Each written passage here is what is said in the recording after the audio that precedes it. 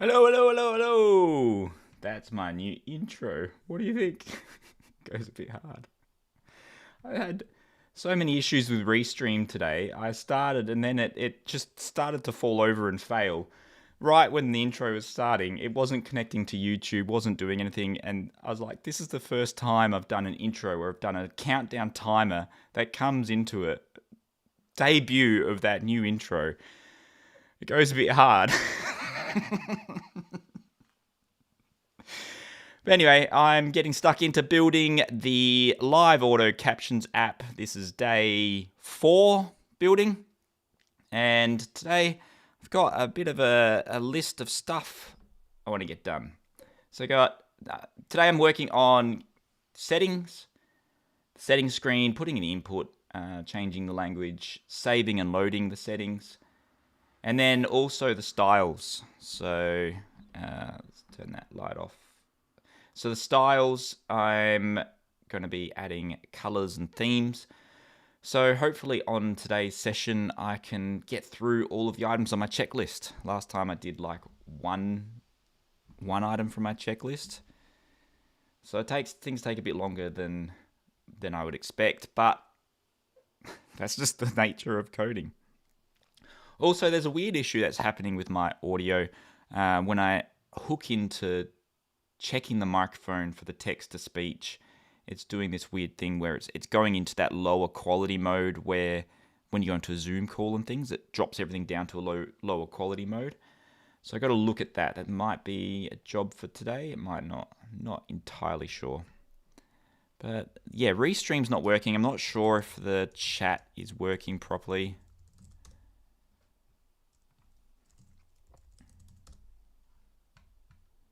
Plagued with issues. One day it's keyboard's burning. It says I'm offline on all of... Oh no, I'm online on the services. That's good. And not sure if the chat's working. There seems to be a few issues with Restream today.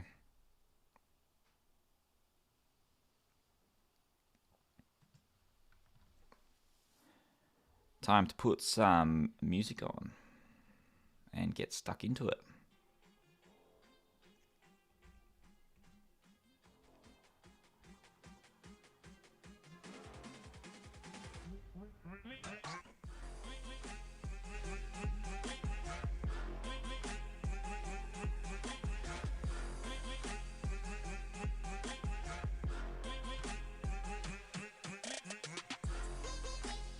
Gonna have to load up Restream on the app, I think.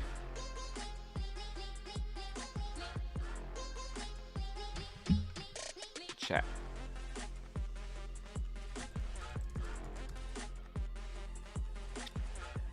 Alright. There we are.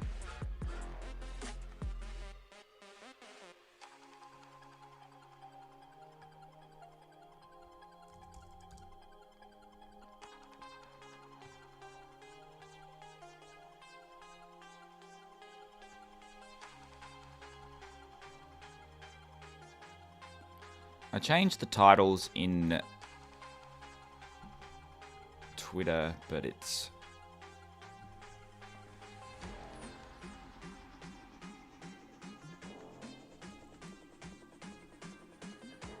not working all that well. Plagued with issues. Building auto live captions, day 4.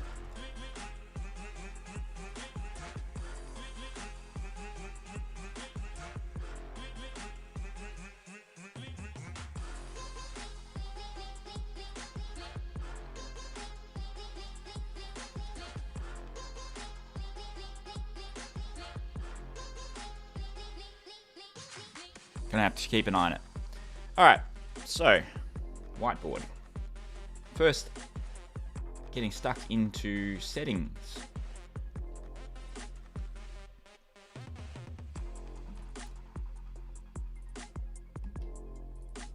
We've got the settings screen ready to go here.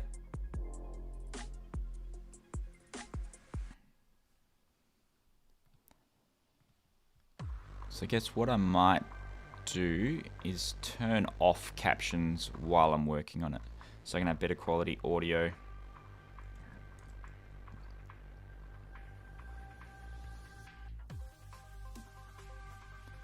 Caption settings.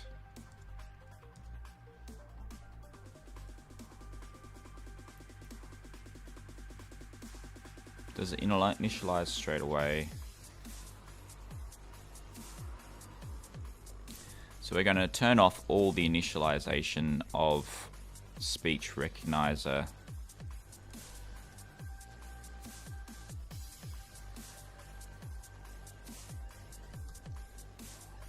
Because I'm going to be working on the settings. I don't want all the overhead of that functionality in this exact moment. Yeah, there we go.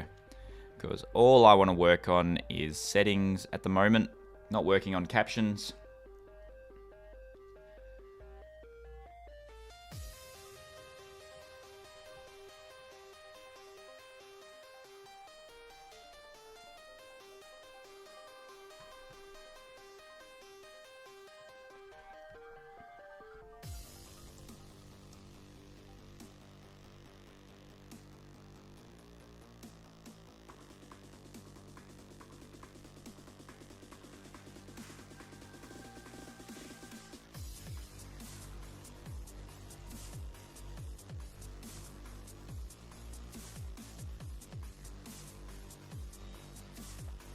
This is the settings screen I'm going to be working on, and then hopefully getting to styles later. But in day 3, yesterday, well, day 3, we did the animation triggers.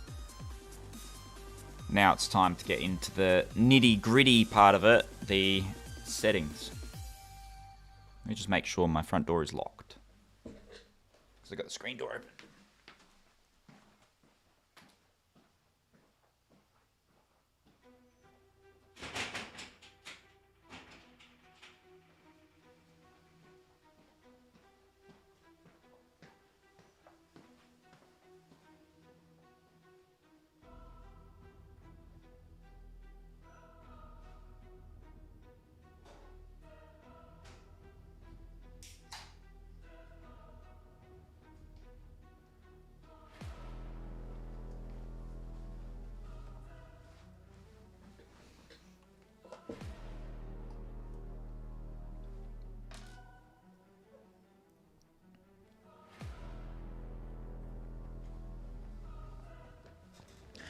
Hello, Leo. Yes, it's a Mac OS app. Distributing it on the App Store, but also need to set up a website for it as well. I've registered the domain name. But yeah, it's going to be on the Mac OS app. And I mean, it could also work on the iPad as well, for screen sharing to a device, but that'll probably be a later version.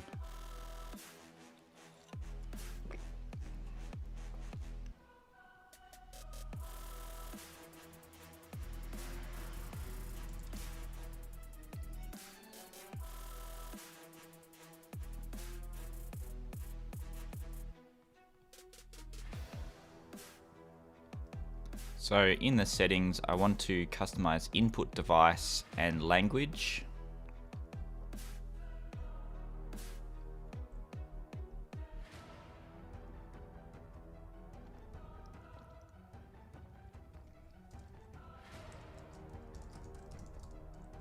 Can you do a list in Mac OS?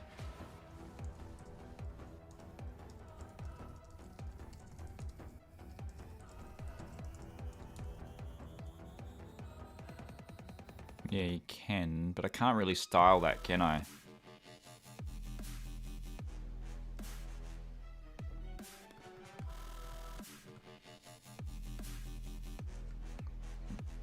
Because what I want to do is have the same consistent look as this custom.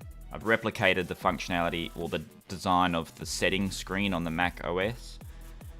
Maybe I should make this its own style.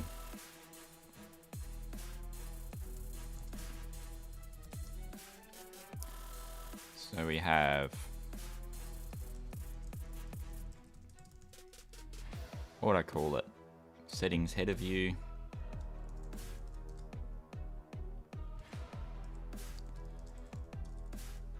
Description.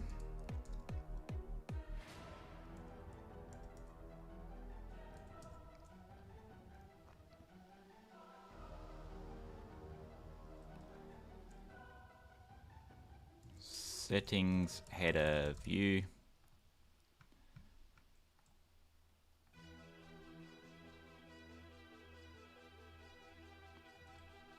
Settings header view.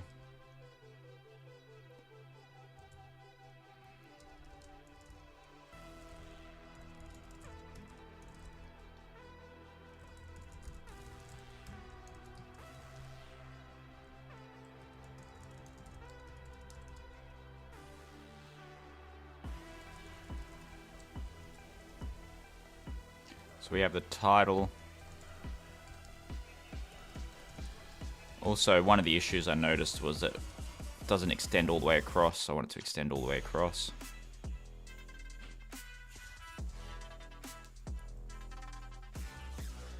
And description.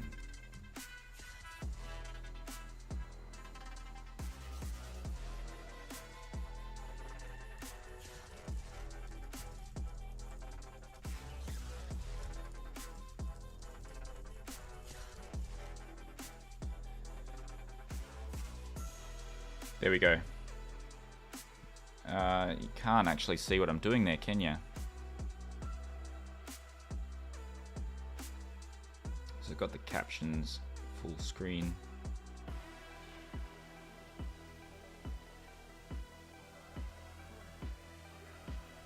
Yeah. So I've created its own view. Settings header view is its own view. And I'm just implementing it into there. That way,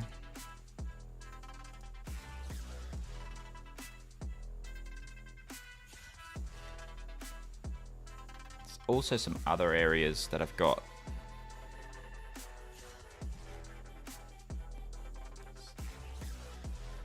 So I've also got headers for the trigger words and animations.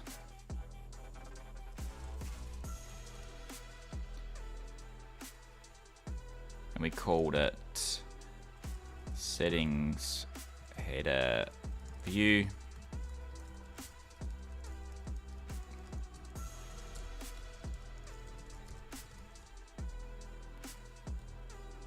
Trigger words, choose.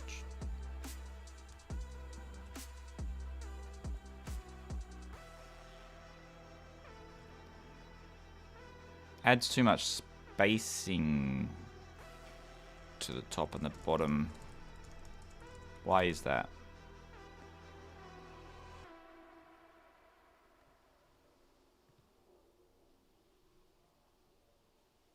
We got vertical padding there.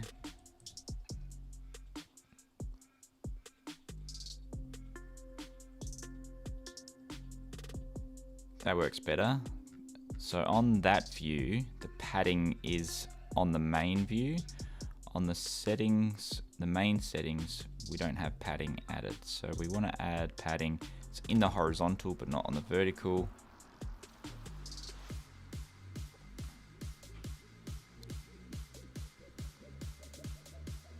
And then we've added some nice spacing between them of 20. Should we apply that to the main view as well? 20.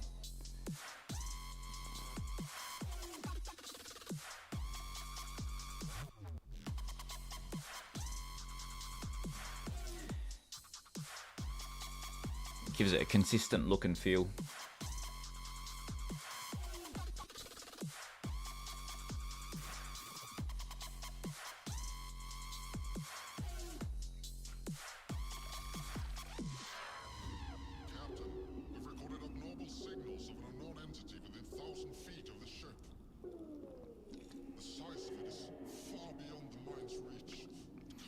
Got double up of settings there.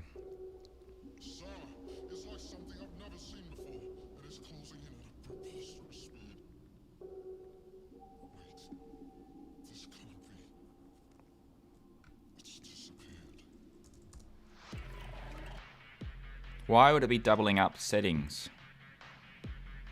Ah, because I've got 2 views under there. Yeah. Did spacing 20. We've got the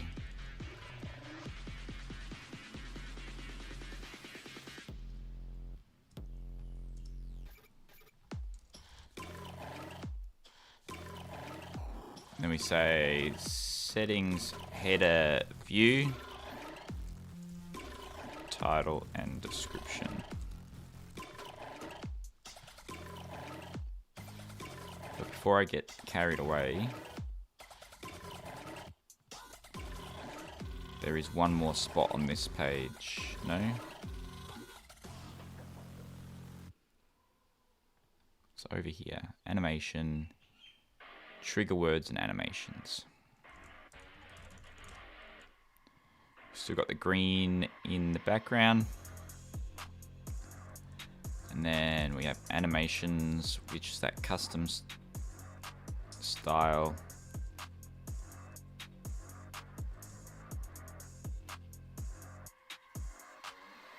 That works. Settings view.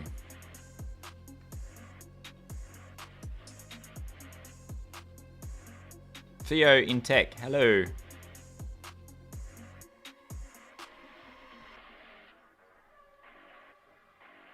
Thank you, Theo. Are you working on anything today?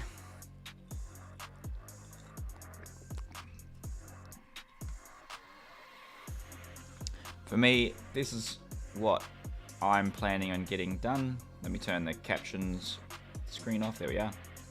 So I'm working on my settings. Going to be able to manage input, language, saving and loading the settings, and then I'm going to tackle the styles of the captions. But first of all, working on the settings and hopefully getting through that. Angel funding for your app. That sounds very impressive. Angel funding is like VC funding or like an investor. I've never been down that path. That's pretty exciting.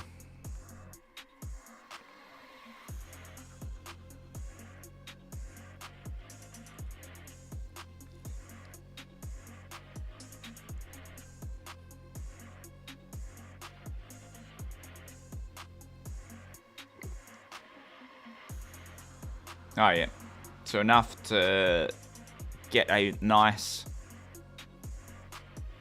runway happening and some support.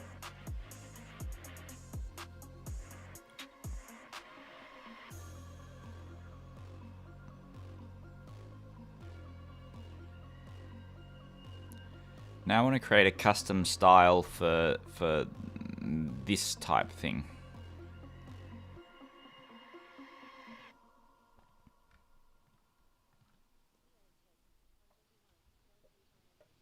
$21 going full time on it with some funding.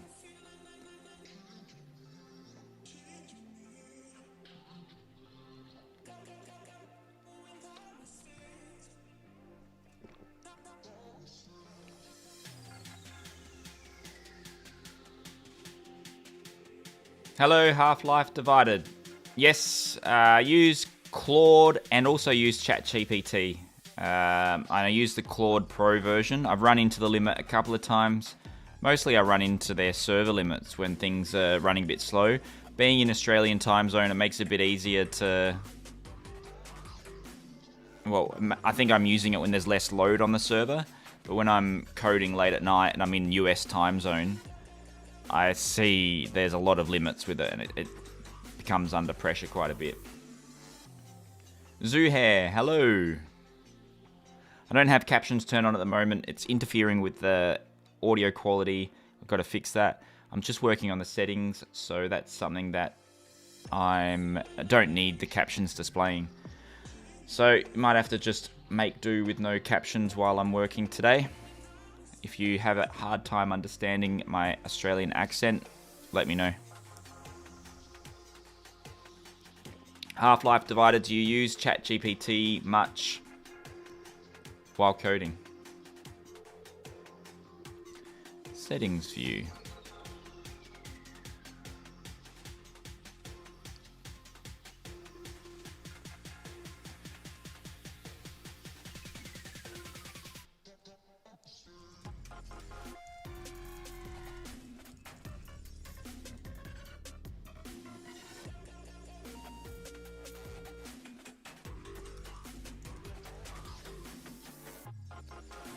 Now I want to copy, I've created this custom style. It's all coded in there. Allow animation triggers. This is the style I've created.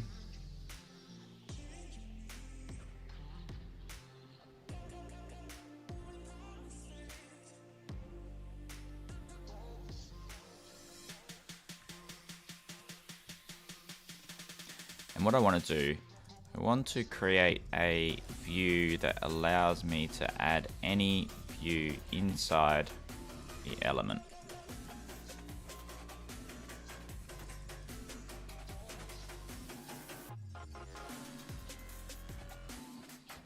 Body of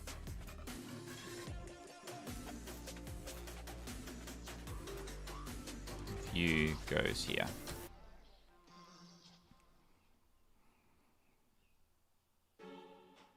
A SwiftUI view container is what I'm looking for. And that lets me create a view and then add inside it.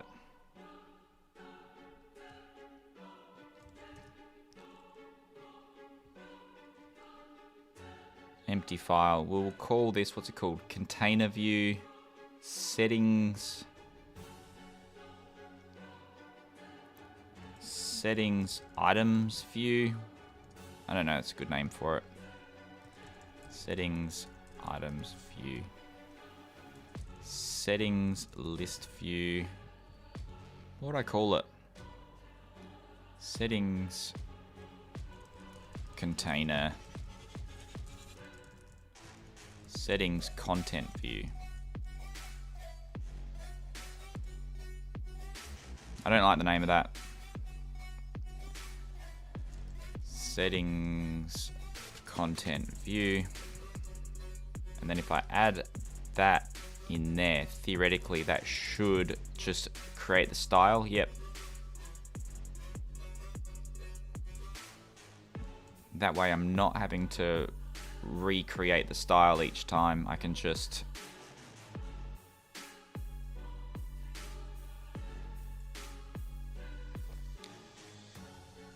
so if I go to settings general view, then I add test.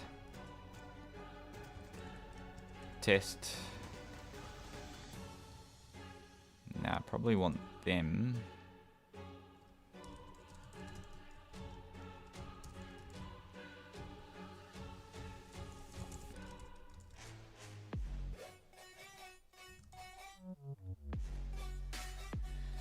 So what I want to do is I want to be able to have the settings, which are input language, input device and language, and they need to be like a drop-down box or a window that pops up.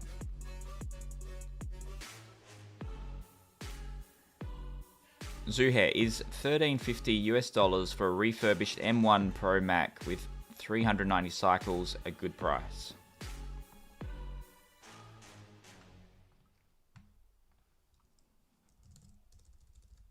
M1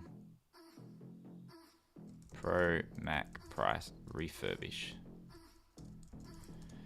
I don't know, that seems pricey.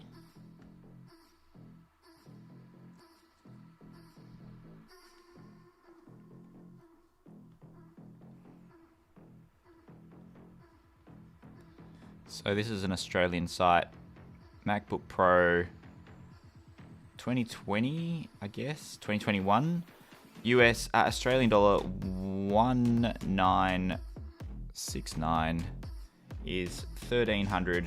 It seems to be on price. That seems to be about the price then. How much RAM is in it?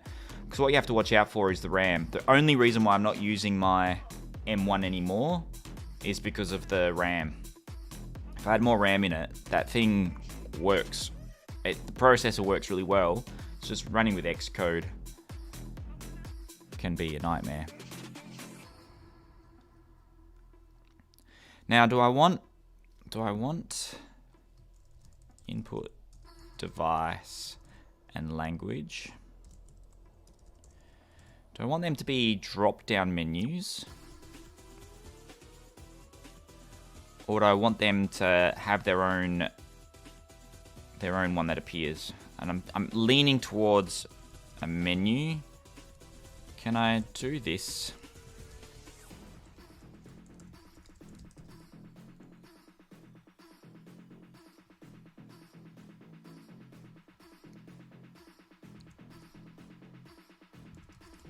How to add drop-down menu.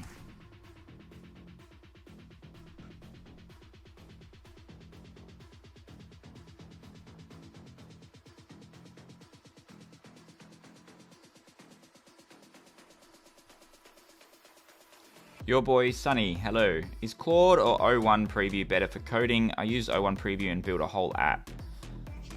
They're both, I've been finding they're both sort of on par. I think Claude fleshes out things a bit better, but sometimes it can't combat issues. So then I switch over to ChatGPT to fix it. ChatGPT seems to work well with phrasing paragraphs and phrasing, like writing things, and Claude seems to be slightly better at coding, but they're pretty much comparable, I found.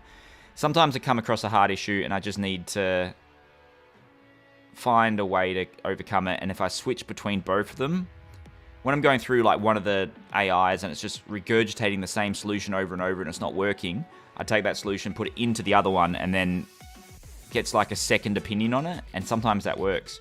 So I sort of bounce between both of them, but I'm going with Claude as the main one. But you can build an app with both of them. There's a coding leaderboard for LLMs. Hello, Christopher. Welcome back. I don't have the captions on at the moment because I'm building the settings area.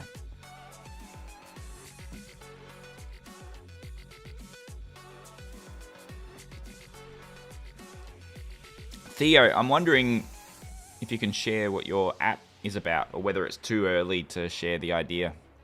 Because I think if you get funding and someone someone investing early into you, there must be some sort of unique idea that you're running with. So it might not be something that you can share.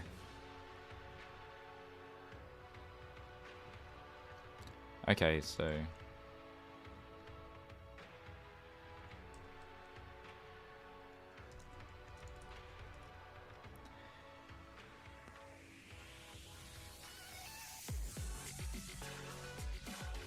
Half-Life Divided, it's kind of crazy how useful AI has become for programmers. Stack Overflow used to be the way to go. Now we just skip all of that, go straight to the solution.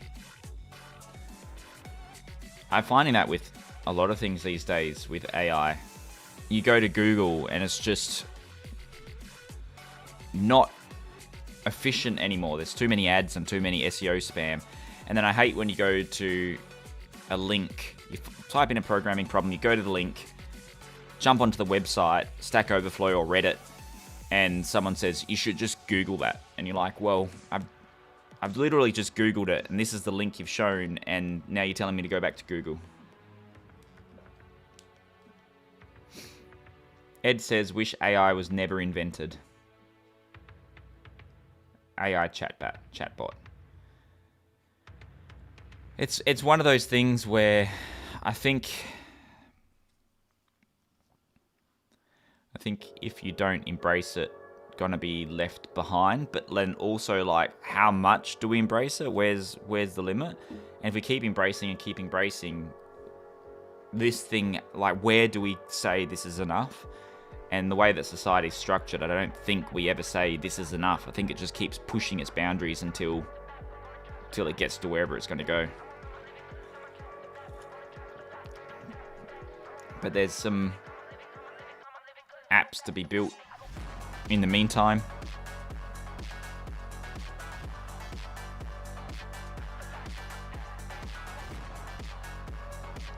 not liking how this menu goes all the way across.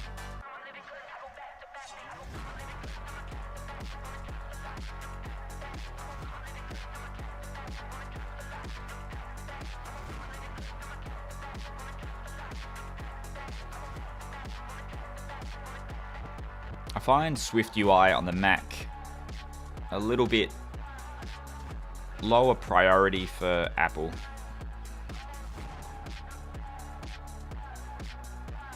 Just Google it.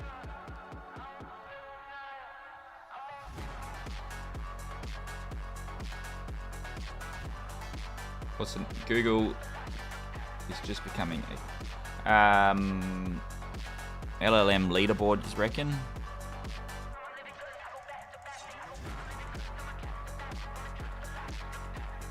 This one here.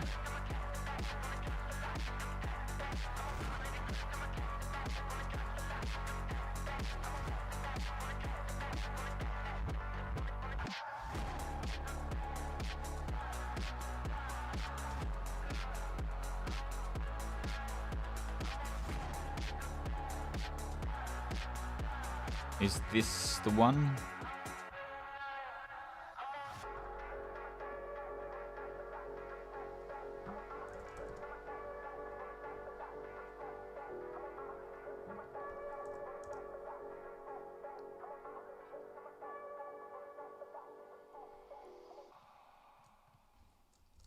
AUTO LLM leaderboard. There we are.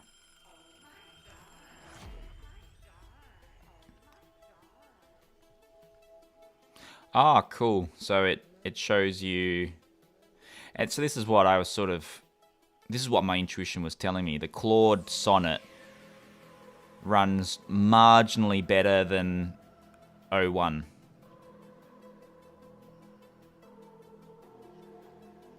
According to this leaderboard.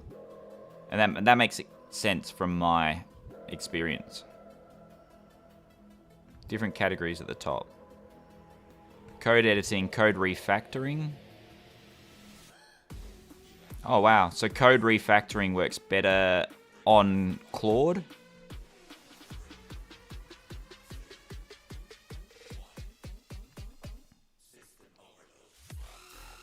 So refactoring, so Claude stands out with the refactoring. Interesting. Yeah. That's a good link.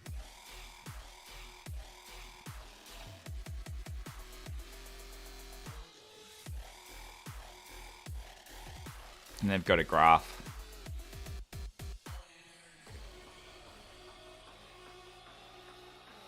Can't make too much sense of it.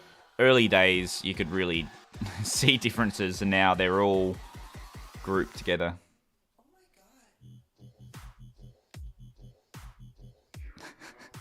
Your boy, Sunny. Thank you, that helps. Been using O1 Preview, and it sometimes acts like it's drunk.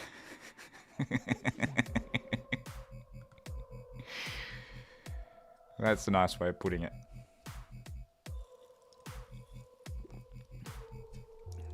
So yeah, that leaderboard really shows my intuition, which says that Claude is just slightly better at this stage. But I mean, it's all a in motion type thing, isn't it?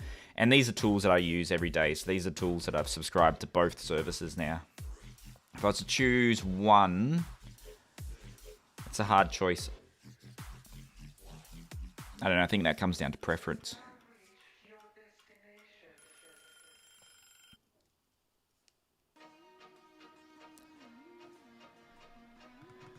So now we've got the language.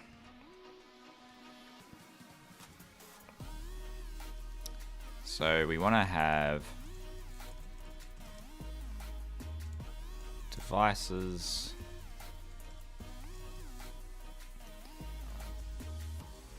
languages.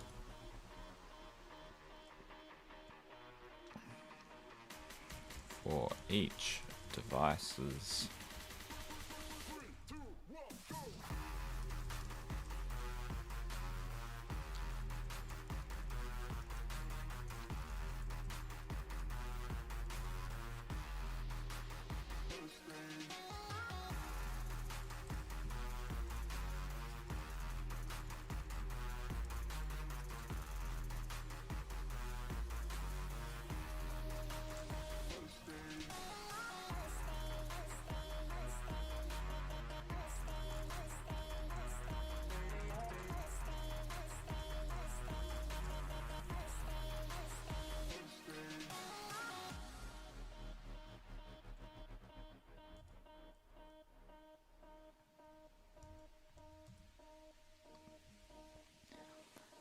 Half-life divided, yeah, it depends what you're trying to do. Creative writing, research, coding, etc. Each one excels at certain things. That benchmark is just for coding.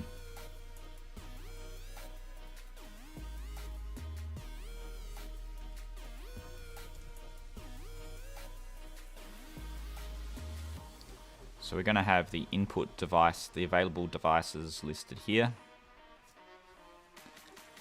Going to do the same for languages.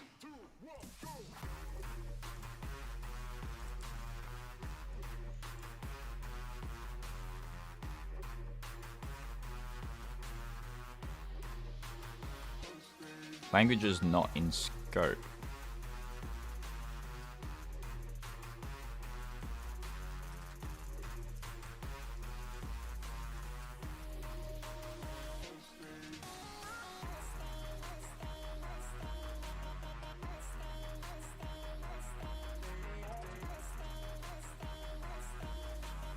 Okay, so the label is what's displayed on the main one. What happens if I remove that? Needs to have the label. So we'll make the label the current language. Selected language. Just hard coding these at the moment, but I'm going to go in and put proper logic behind them.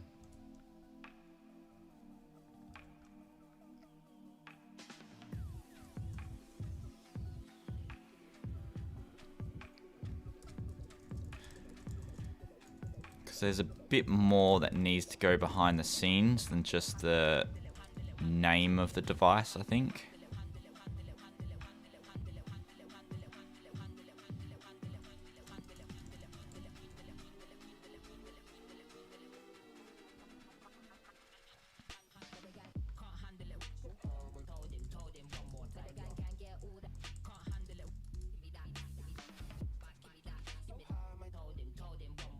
So it's updating the title. Hey, they shouldn't have done that. Select language.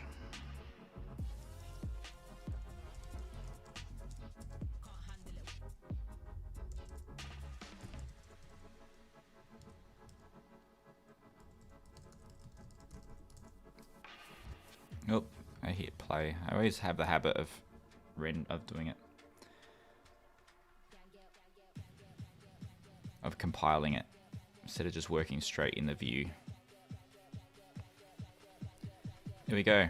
So now I want to be able to pull a list of the available devices and a list of the available languages.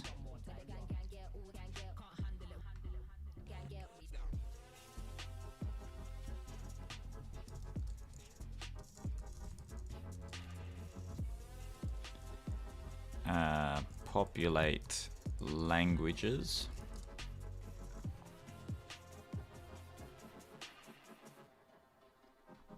Can I do an init here? Populate languages.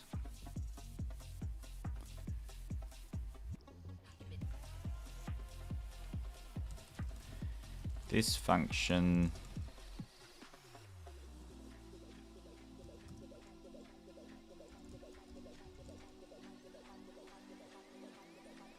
will automatically, and it's English US, English AU, automatically selected language string.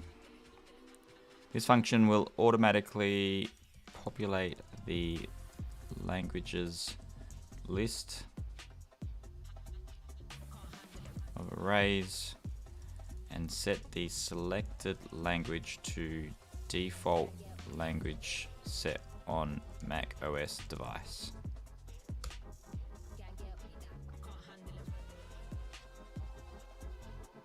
But I heard cursor works really nicely, so you don't have to Alt Tab out of the app, it just does it in there. But I'm not quite sure how to get it working nicely on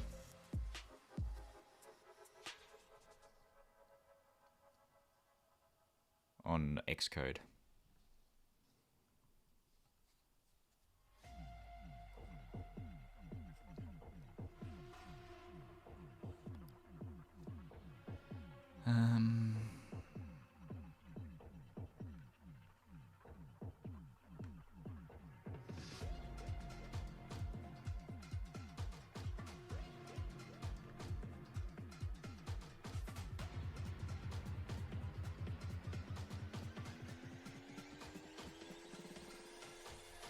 This is my playlist.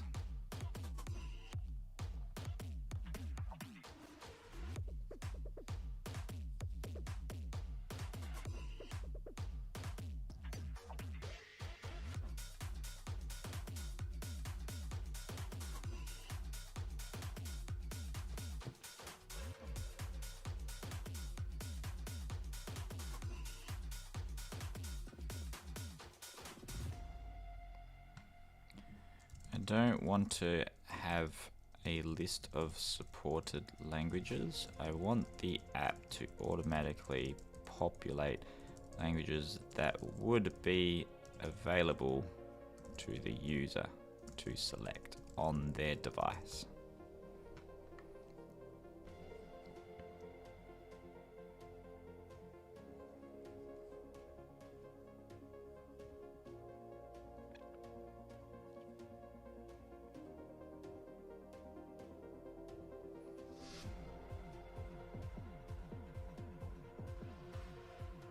Language manager.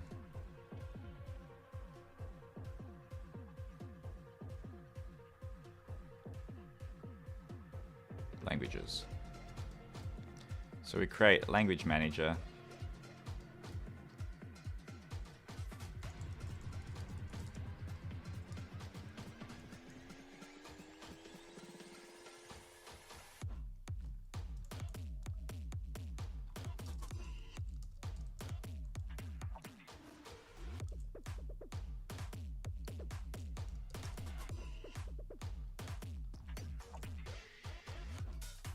And we populate it with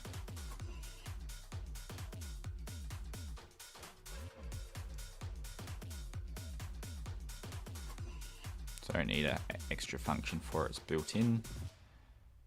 Languages is now language manager dot languages.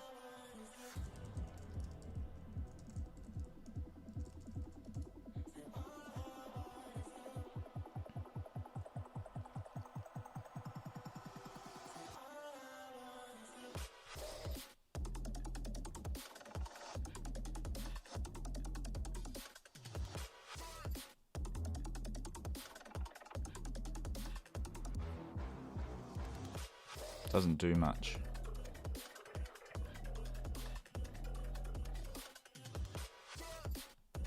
There's no options.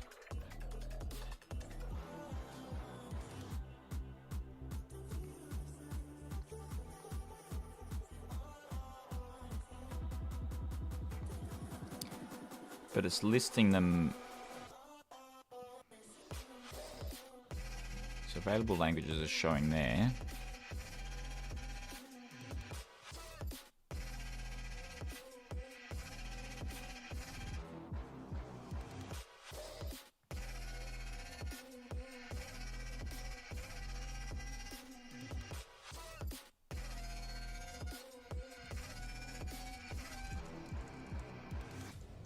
Maybe we go back to languages.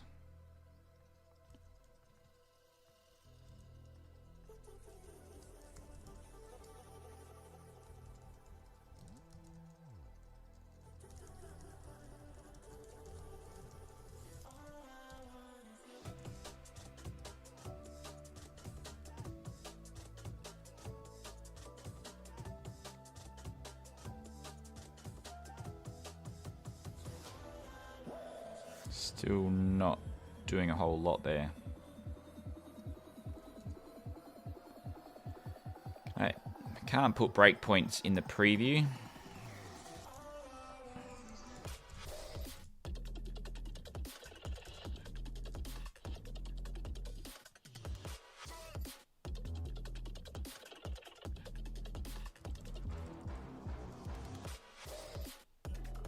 So yeah, it's returning nothing. When I do Language manager. I've got to call populate languages.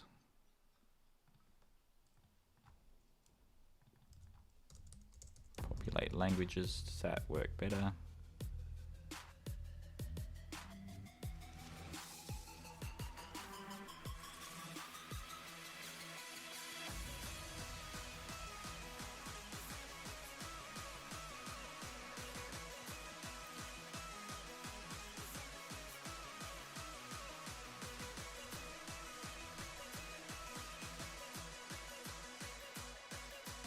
Good night, Ivan.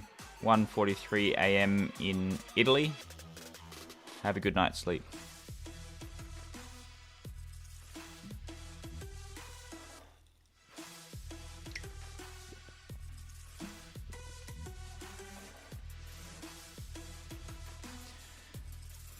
So we're setting available, because it's an async request. So, completion, escaping, void. We'll make that string. Completion, languages. I'd like that to be its own.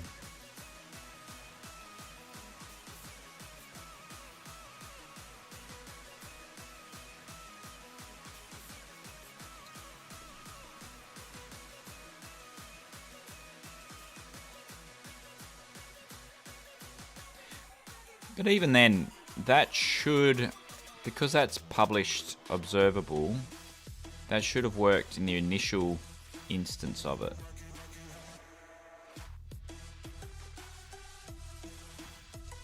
Let's just test.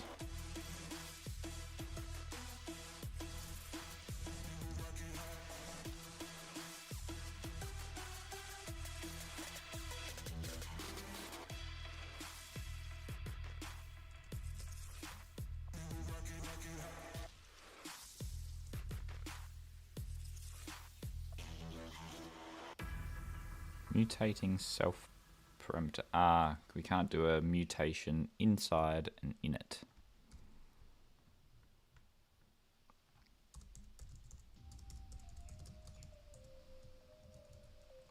Does that work?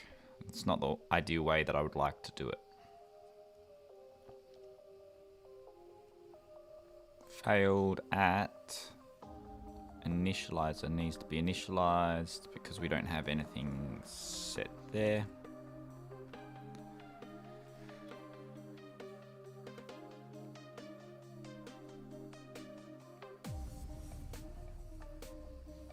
Okay, so we've got a list of all of the languages, but they're not very nice to look at.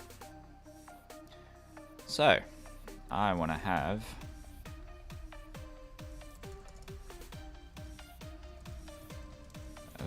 a language caption, language value.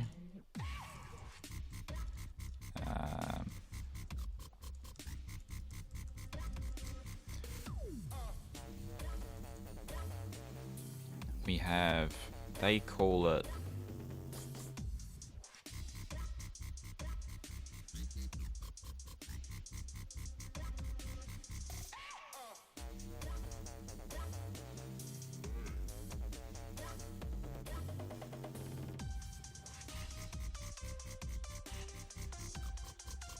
there's bound, I feel like there's bound to be a more user-friendly way of showing that display. That's not going to work because there's an error there. I feel like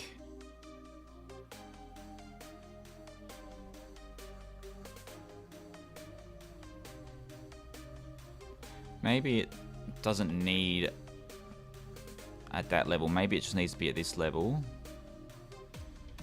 So the selected language, we say language caption.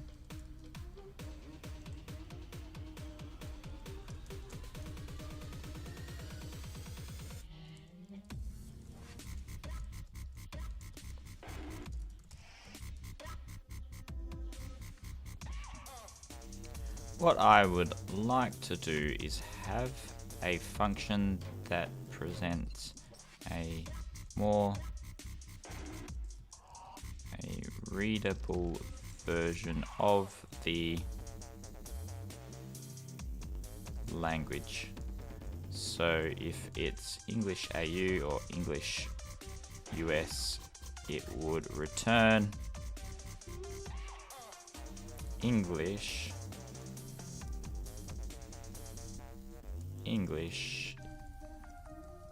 respectively.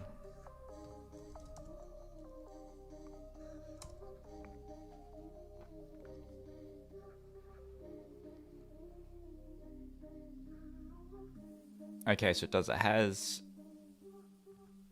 a locale.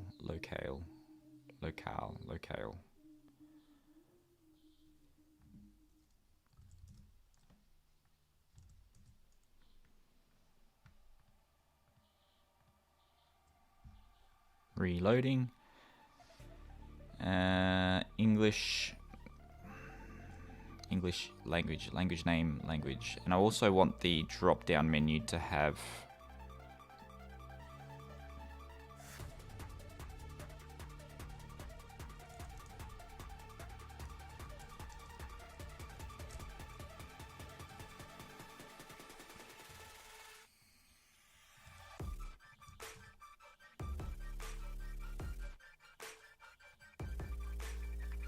just returns everything as English.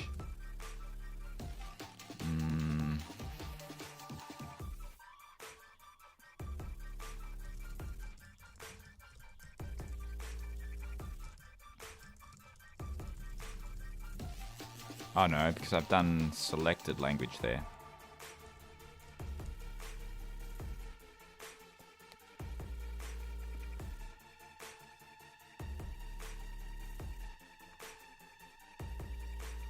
There you go. So that works as I would like it to. So do English Australia.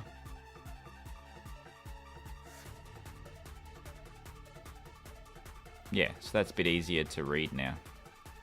And then it still saves it in the setting I would like it to be changed. Now let's see why.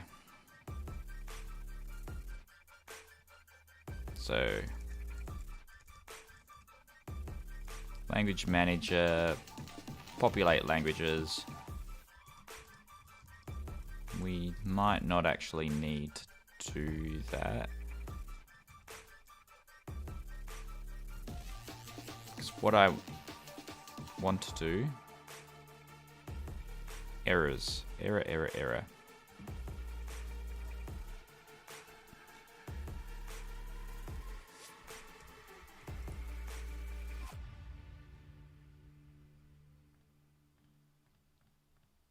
But I do have, yes, so English AU, if it's set to the proper one, it will show the proper caption. And now it's pulling from that file. So even though it's async, I don't need the completion anymore.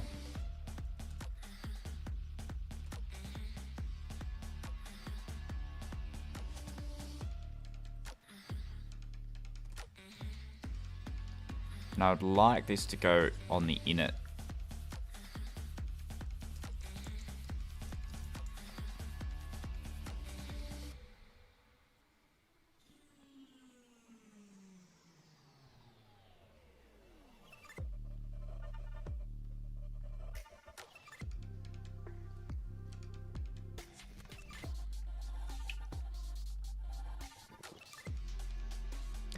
So that broke again.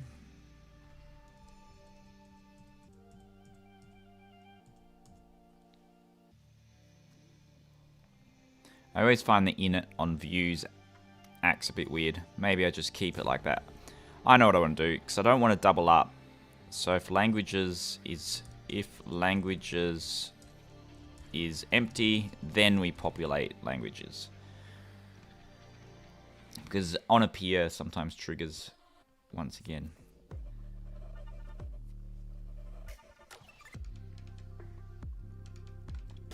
Create a simple function that gets the current user locale on Mac OS Swift UI app. Example, English AU.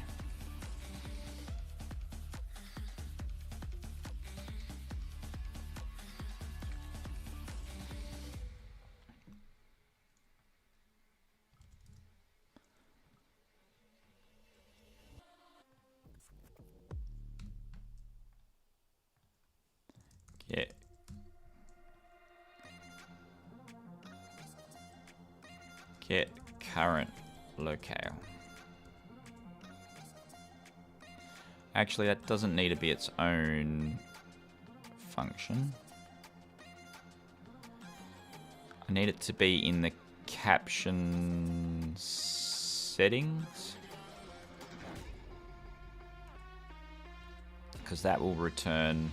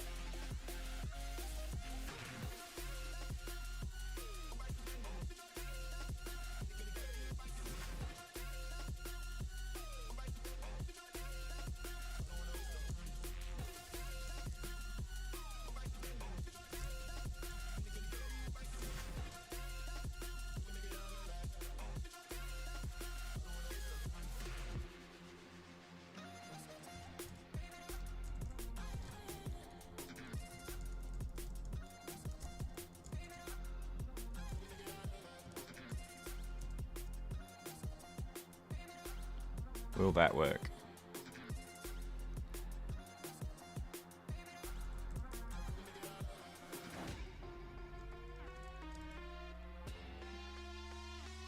So theoretically, that will initialize with the settings for the local locality.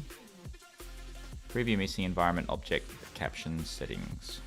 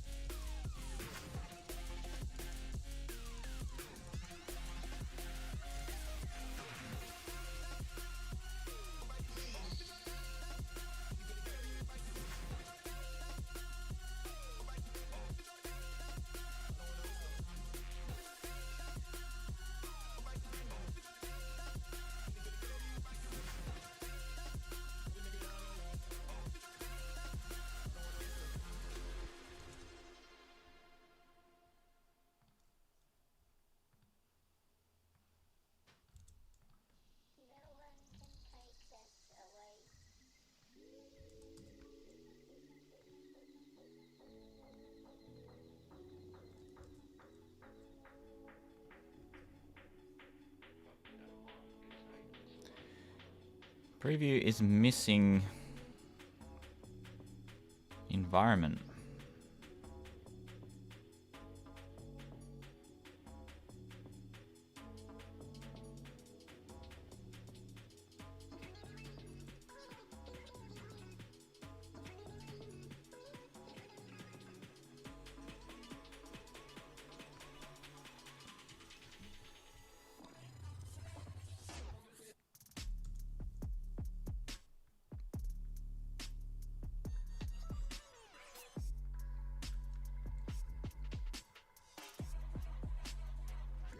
Environment caption settings. Environment caption settings. Initialize exactly the same way. But when I call that one, preview is missing environment object caption settings.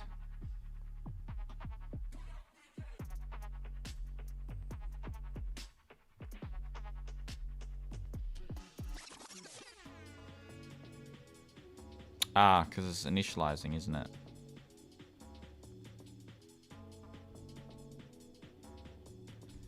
Set environment object in init.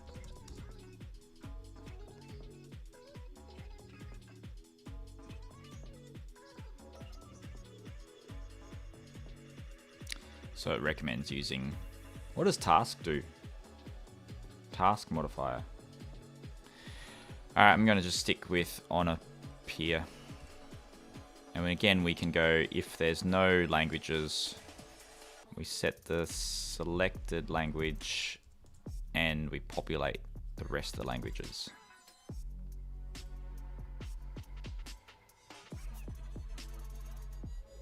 And that works. In caption settings,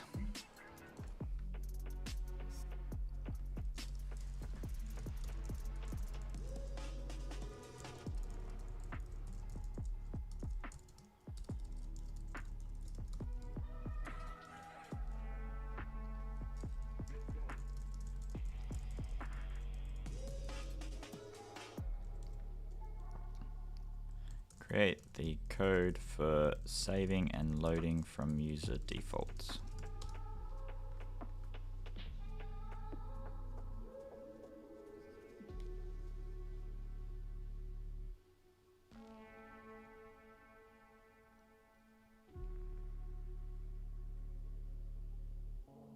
That's a cumbersome way of doing it.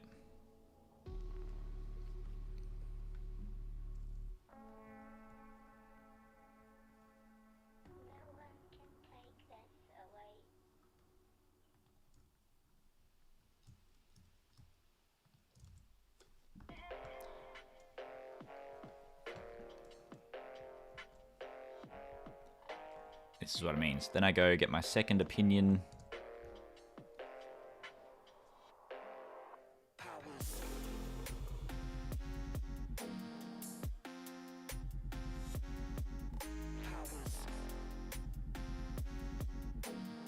And then you see that gave a much better result than that. That was kind of a lot of code to do the same thing.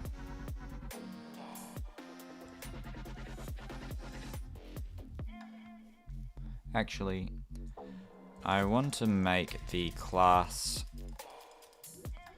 encodable, decodable, and we just save the entire JSON to user defaults for caption settings, and on init we load those user defaults.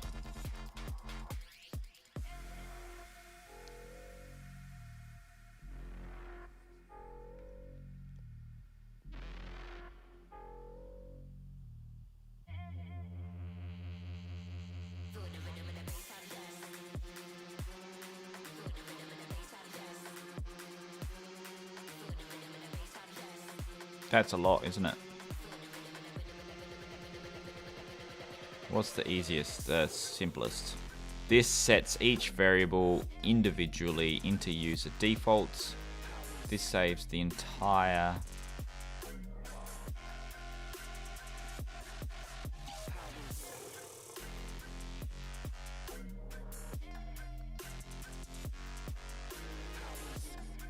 I think we can remove alignment. No, that's hard coded. Well, it's coded in already.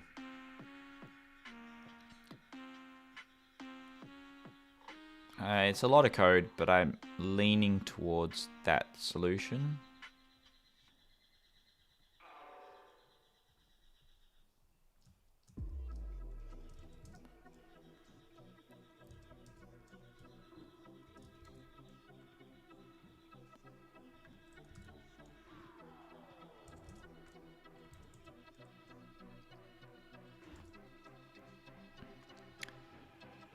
Alignment, font size, so size and settings of the captions, animation triggers, settings.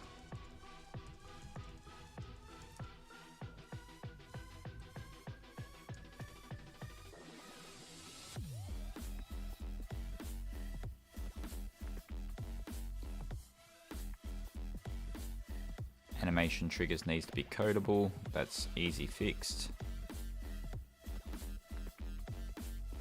We save the settings.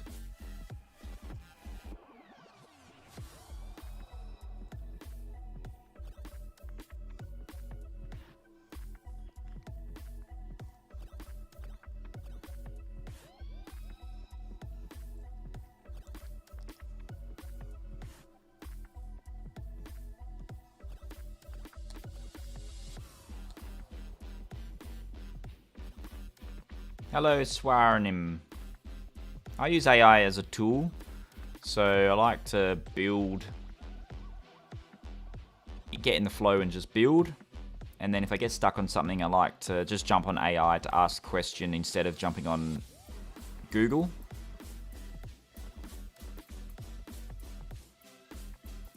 What are your thoughts? Do you use AI for coding, or do you stick to Google? Because you have to sort of ask questions. You get stuck sometimes. I don't have all the knowledge in my head. I need to ask something. If I jump onto Google and ask a question, sometimes I end up taking a while to find the answer. Whereas in AI, it will give me the solution and explain it to me, and I can ask it questions so I can understand it a bit more.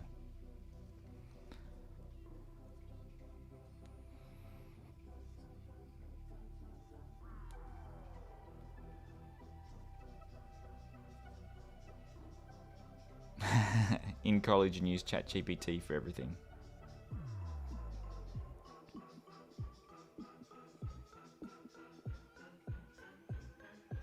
It's a tool. I think it's the tool. I think there's still the human element that goes into these things, and then you use AI as a tool to make it run quicker.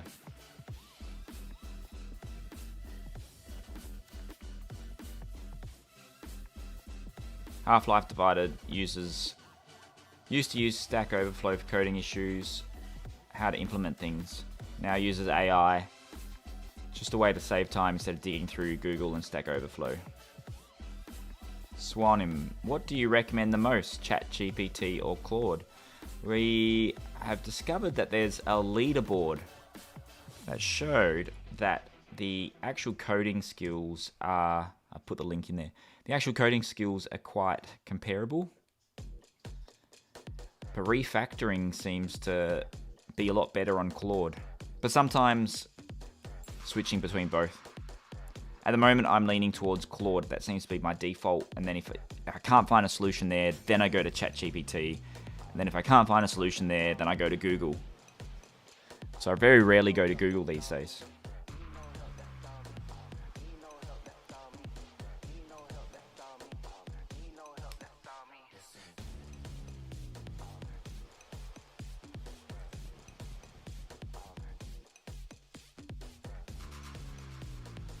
Make this encodable, decodable.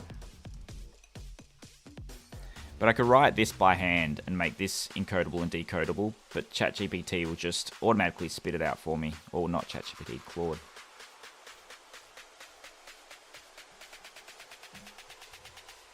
Google sweating, is that the term when you... Last resort. Yeah, it's the last resort.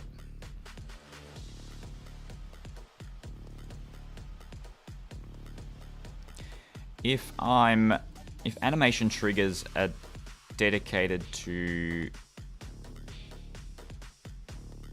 the settings, then I don't need to save and load from here. So make this encodable, decodable.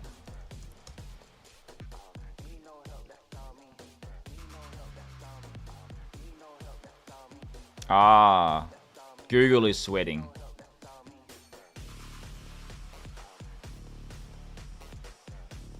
They're nervous because people aren't going to be using Google as much.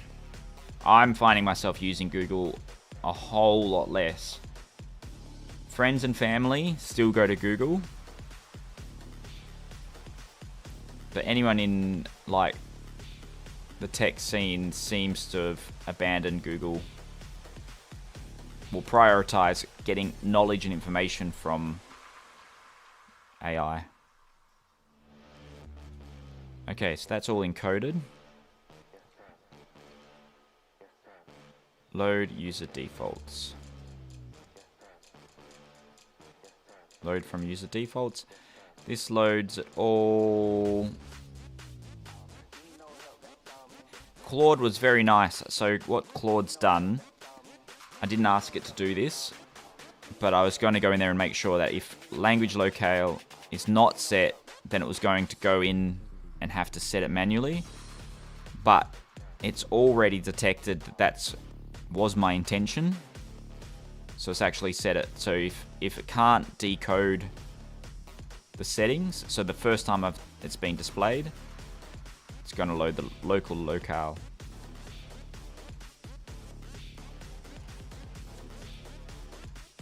Let's see if it works.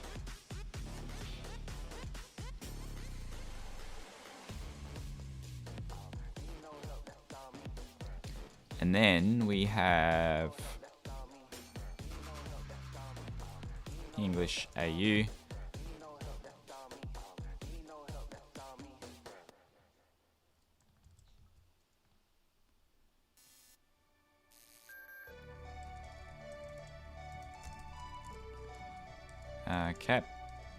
Caption settings,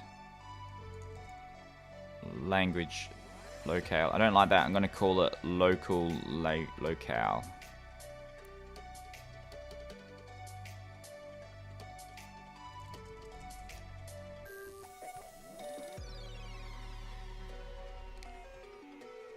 Caption settings, local locale.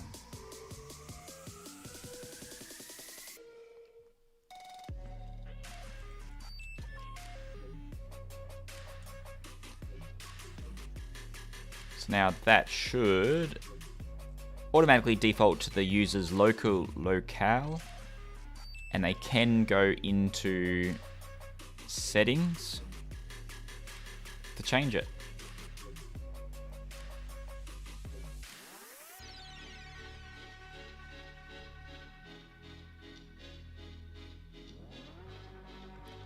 Let's spin it up and see if it works.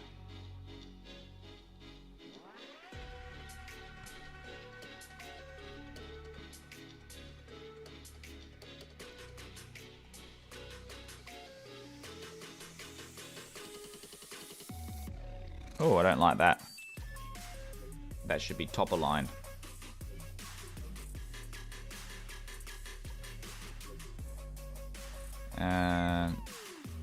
Scroll view.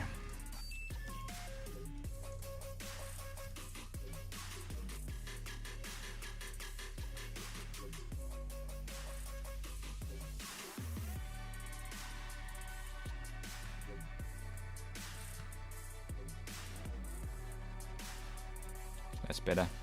So we have the ability to select the language.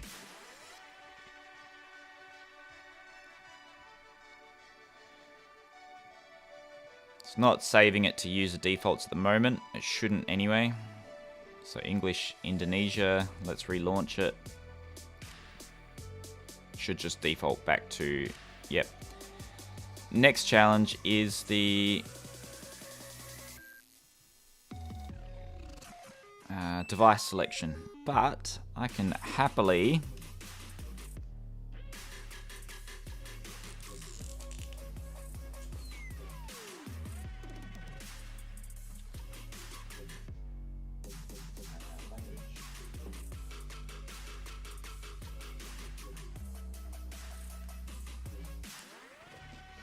I've checked off language.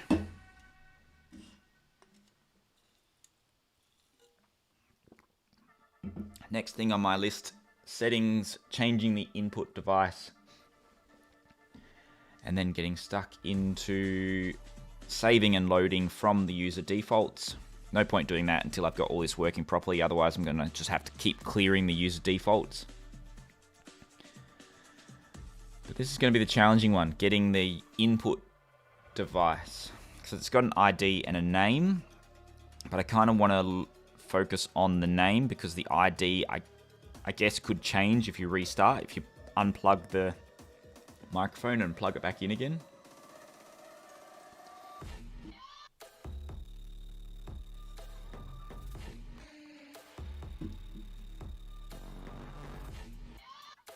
Swanam, trying to focus more on data scientist role. What are your thoughts about that? What's the hallucinations like in the data science? When you're playing with data, is it passing information correctly, or is it hallucinating? Because when I've sort of passed JSON values to ChatGPT in the past, and I get them back, sometimes it adds extra elements or extra rows, or even just false data. So I'd be interested to hear whether it's good for preserving the data. Half-Life Divided. Apple is going to introduce AI to normal people soon with the latest update. Slowly, everyone will start moving away. I think 18.1, iOS 18.1 comes out next week, and that, I think, it's supposed to have all of those AI functionality that they've been promising. We've got billboards and I think I got a bit loud then. We got billboards and advertisement for the iPhone 16 Pro, and it's advertising. I'm going to turn the volume. So it's they're advertising the billboards with the new Apple Intelligent stuff, but it's not available. Samuel, still doing 25-minute Pomodoros. When I want to do deep work, so if I want to do deep work and really get stuck into it, I'll be doing them again. But for the time being, this stuff, it's easy to sort of chat back and forth. When I was working on some like proper code that I needed to focus on, the Pomodoro worked well. Do you think I should bring him back, Samuel? What do you think?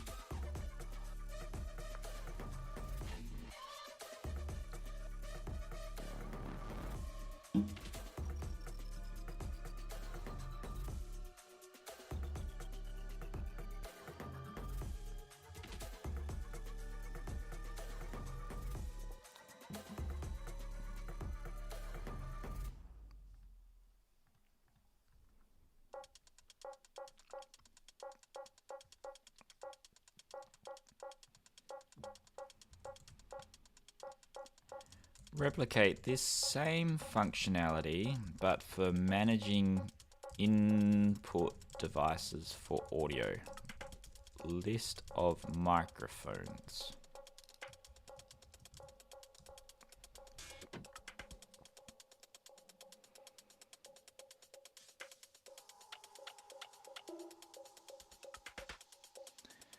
So as I thought, the audio device has an ID and a name.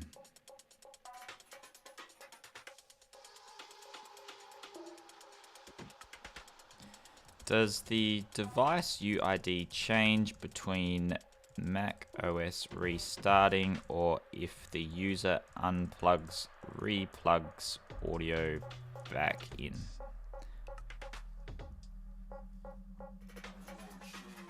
Yes, this is an important consideration. On Mac OS, the device UID can indeed change when system restarts.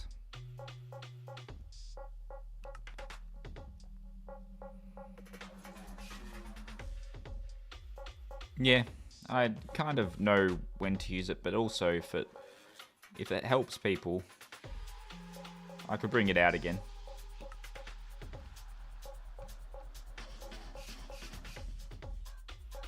Hello Khalid, I am building an app that automatically creates captions on live streams. So when you're talking, it will automatically add the captions at the bottom of the screen, and I want it to be nice and dynamic so that it's a bit less boring than the normal, less boring than the normal captions that you see at the bottom of live streams.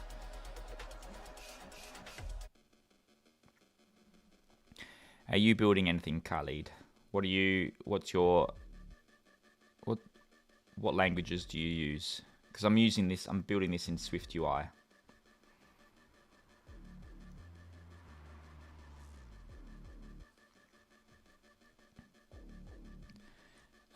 I will be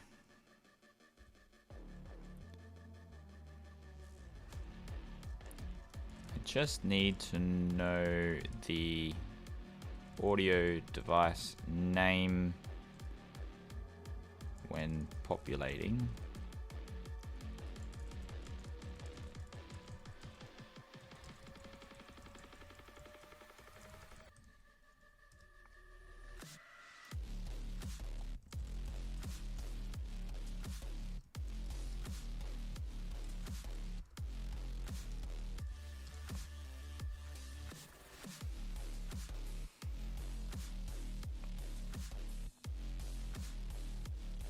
There we go. So devices will be a string, an array of strings.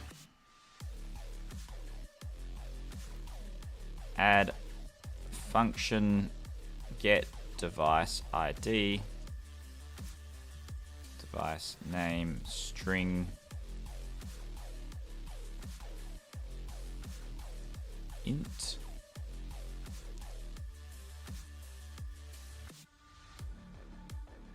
Yeah, I'm using Swift UI.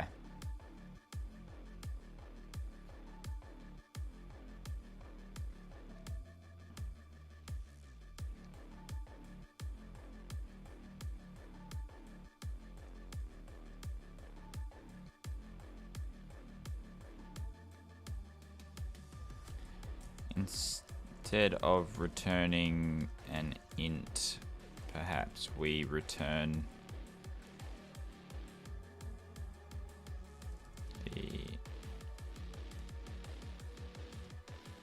how are we initializing it at the moment? Device. We're using the device ID. We're getting a list of device IDs. Audio device ID. Congratulations, Khalid, graduating from university. Is that... Where did you study? In computer science. Nicely done. Have you got plans moving forward? What's your next step? How long did it take you to do your degree?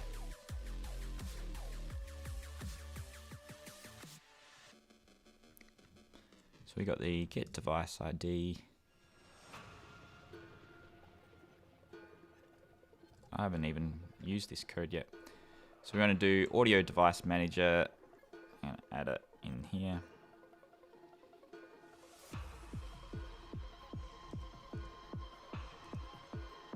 Copy all of it. Errors everywhere.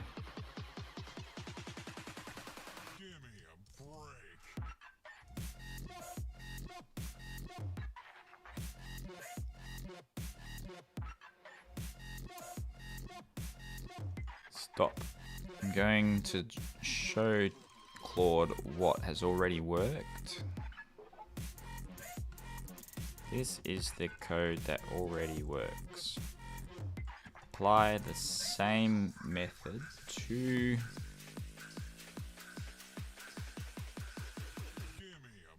audio device manager, populate devices.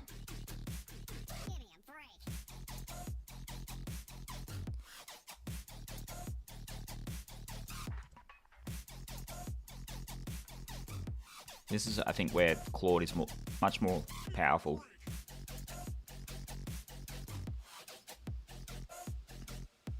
A bit more contextual based.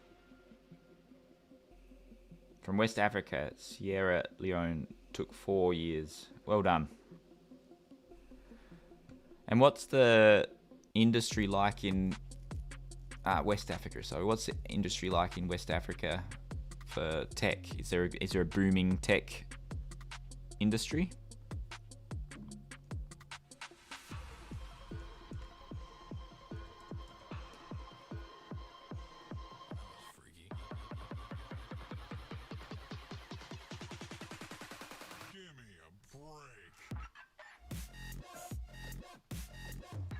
No tech industry.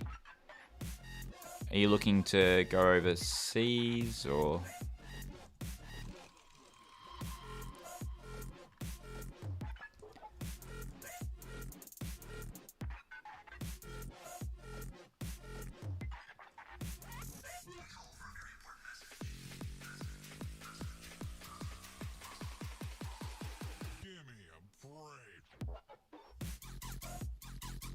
Okay, so we want to populate devices.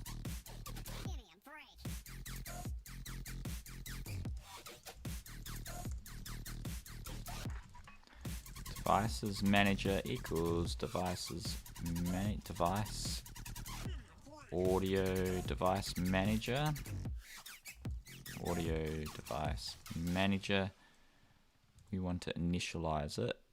Same way we're initializing it here.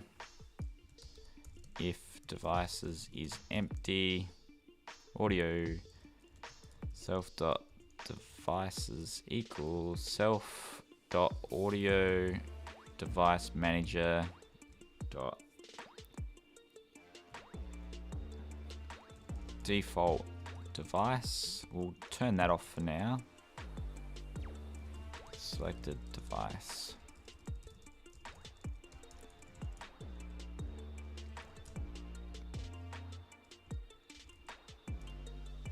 Populate devices. We want to put the device to empty. We want to see if that works. Doesn't work.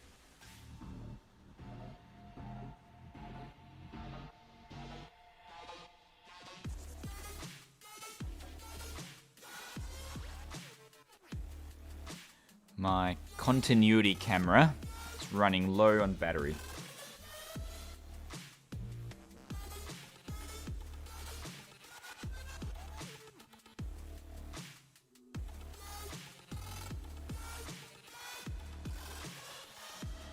Hoping to be able to have a camera that was set up that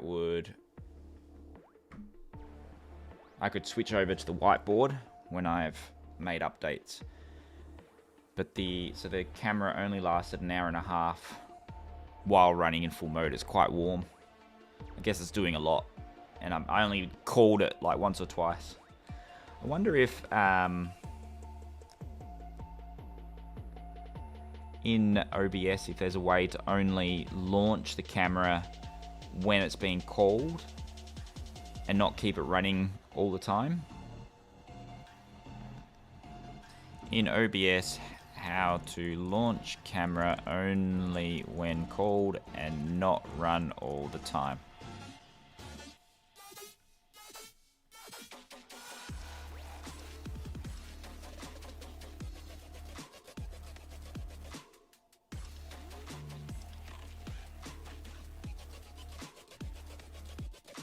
Might have to research a bit better.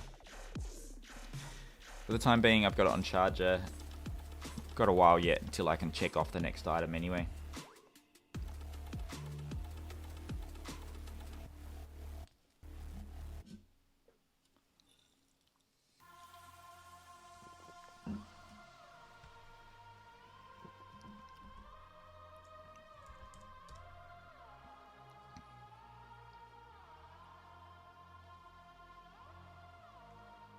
I've also got a keyboard camera.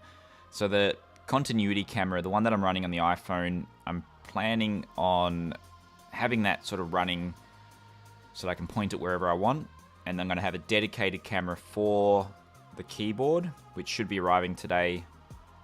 I might set that up.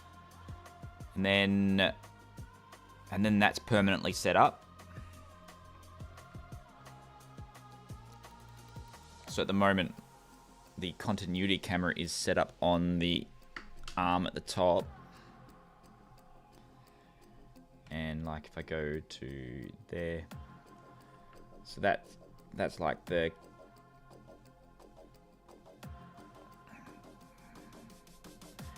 this is where the new camera is going to go.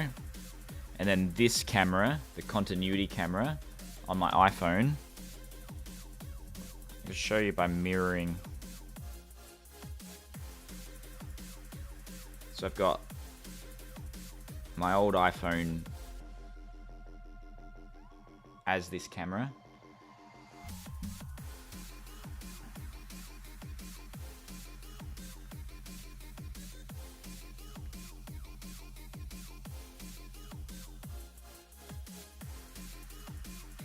Might just check if it's arrived actually.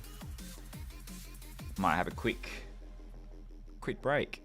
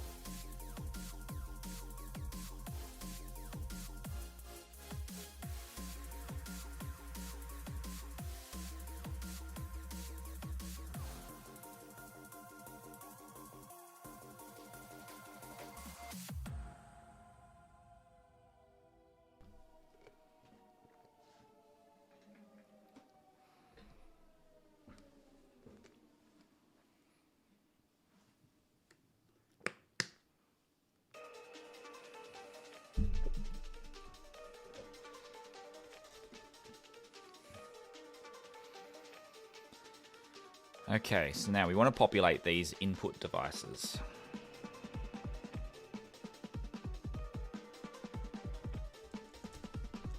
Is it even populating?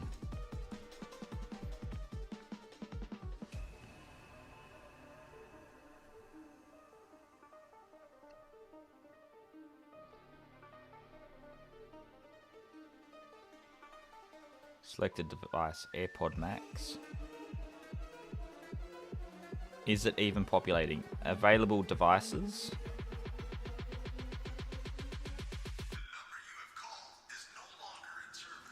So it is populating. Ah, of course. So I'm still calling. So these variables are no longer actually used.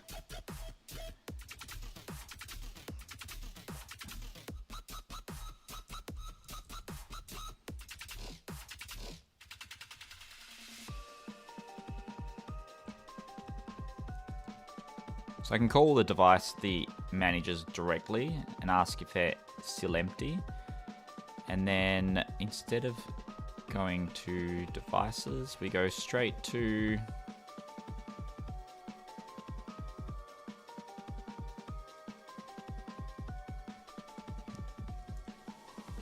name.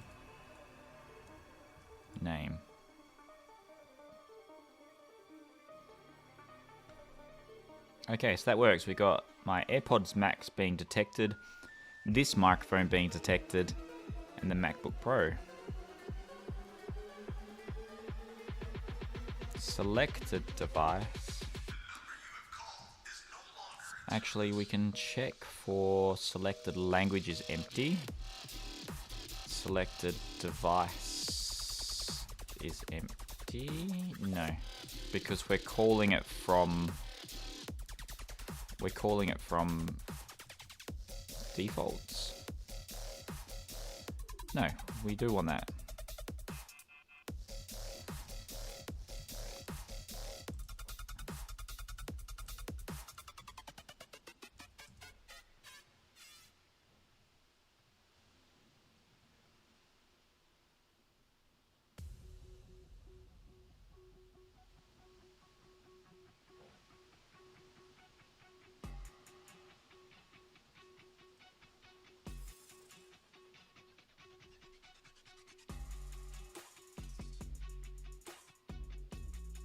Selected device.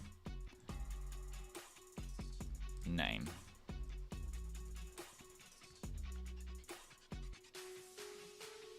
Caption settings.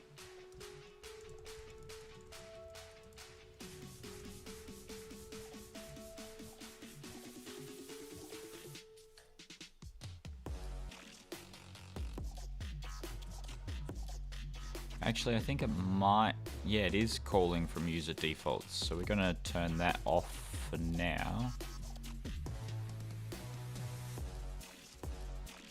Default values.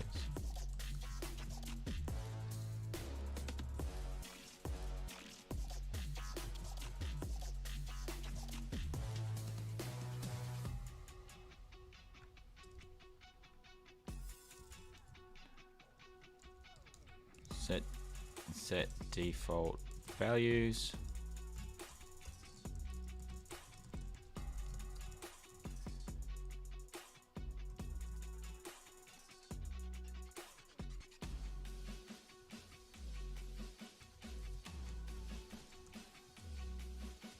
Get default, get first device name.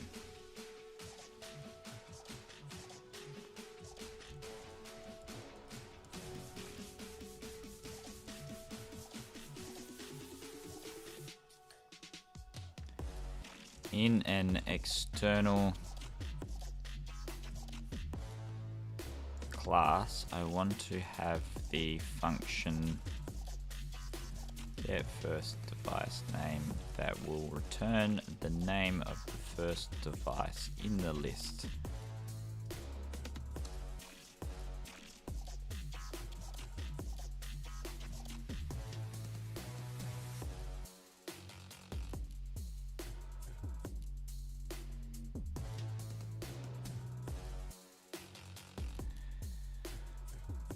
But does that run async?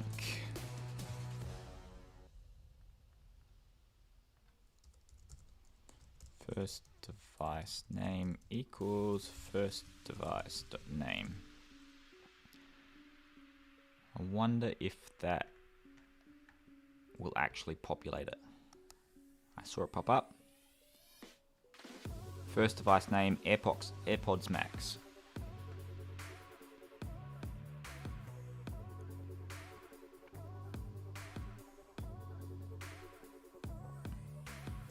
Now, why on earth? The language is now set to AirPods Max. I've done something wrong somewhere. Selected language, selected device. There we go. Input device, AirPods Max. Sure. MacBook Pro microphone.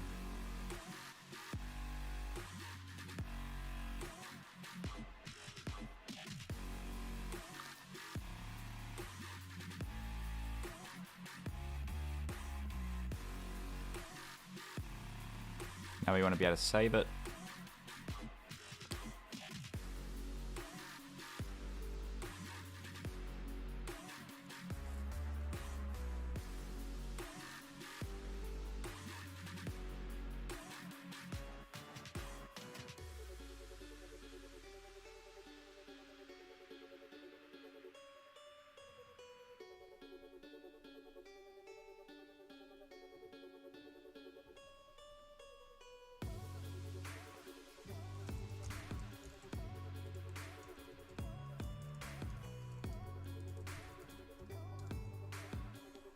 For consistency, this is going to be refactored to selected device name,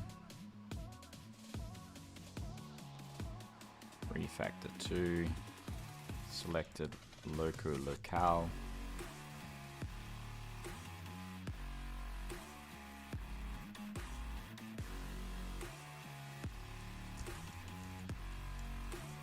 save.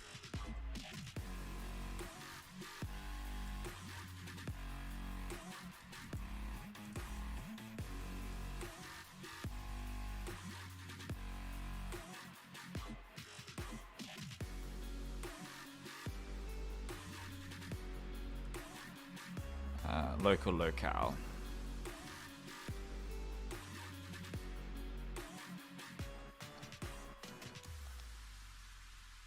So now when we change it, it should be saving it, but we're not loading it.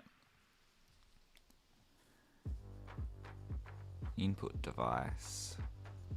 That's why my headphones were playing up earlier, and that's why it's switching, because I want to set the device.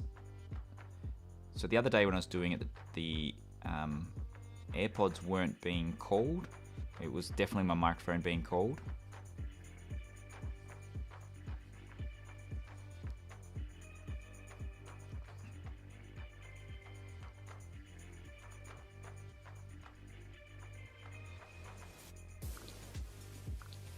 And then in the settings, gets the first device name if it hasn't been set. And then I want to call that speech recognizer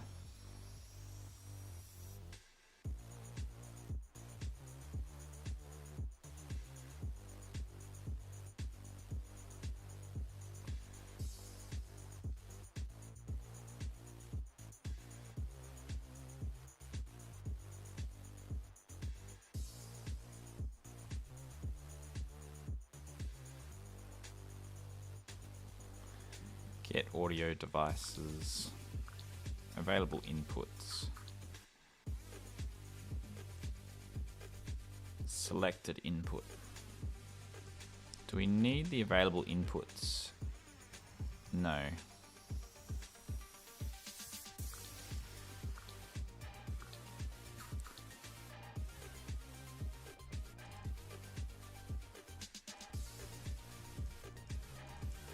Selected input equals caption settings dot selected device name.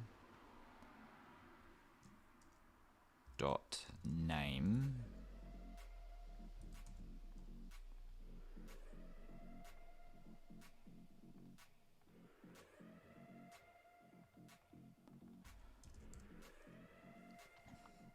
Did I end up making a function?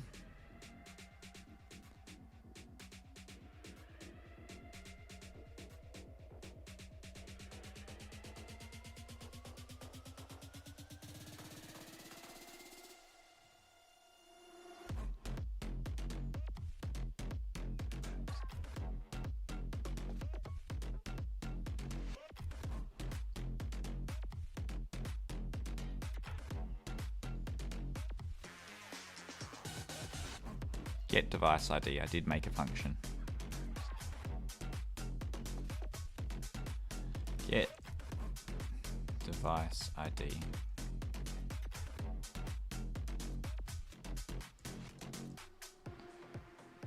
And it's as a string, so we go caption settings dot selected device name.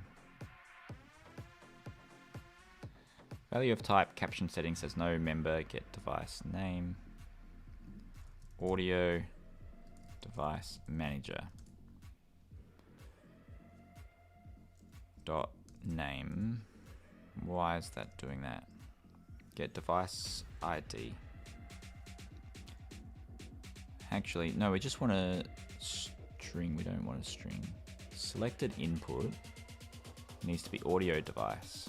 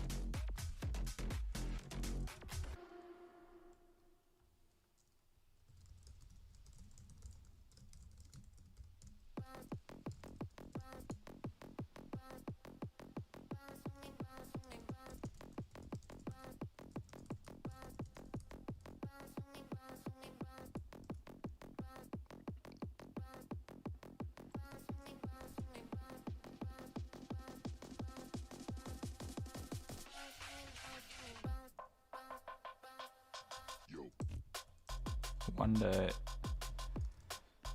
if that works. So selected device.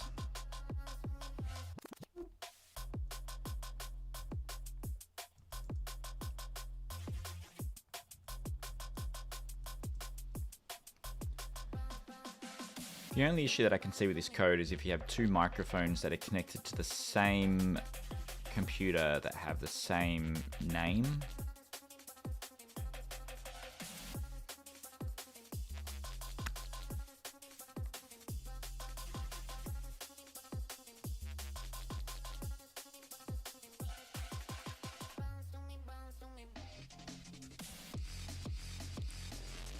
Now I'm going to start initializing audio again, so I might have some issues with the stream with audio. But I need to test this on the app.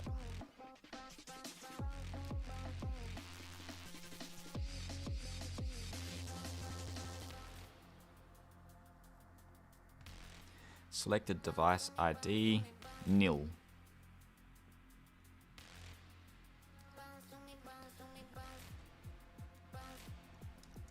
Selected device name. So maybe we don't have to have that extra step.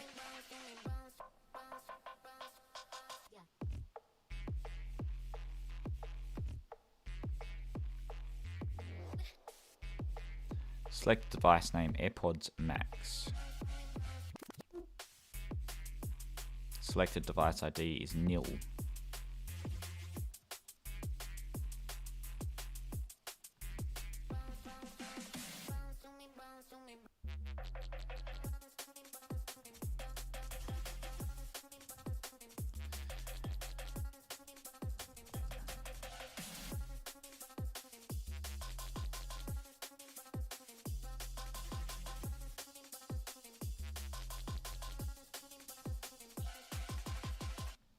it'll always fall back to, so if it doesn't select the device, for some reason, I don't think it will, but will always default to just selecting the first.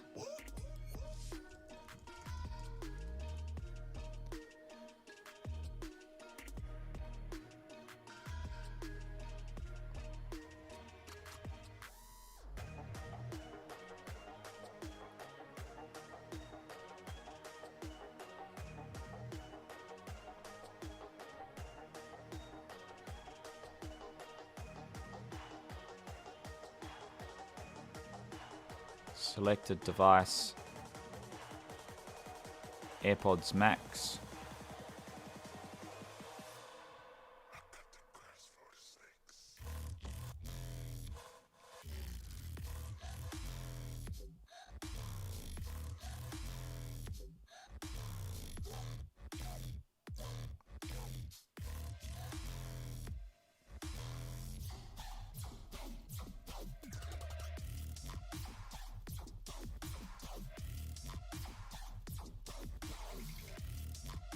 There's going to be an issue because this is on initialization.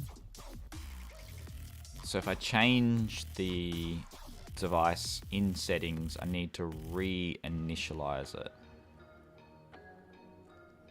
Should be pretty straightforward if it's changed in settings, but if you unplug the device midway through,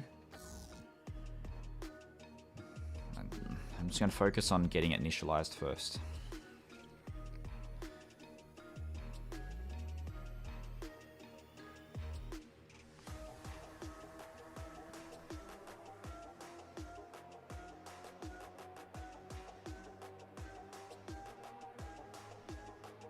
Did that work? Because I did turn off speech recognition.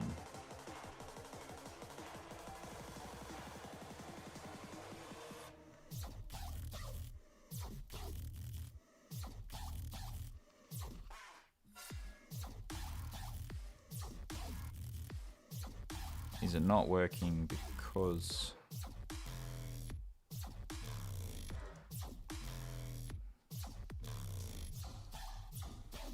Is it not working?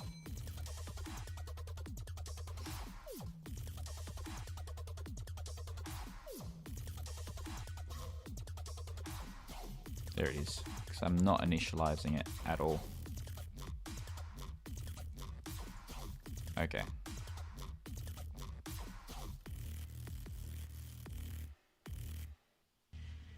Yes, that works because I can hear my audio go bad.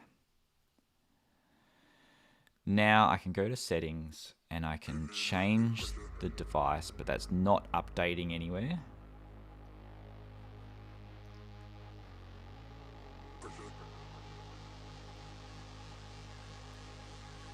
So now I have to detect.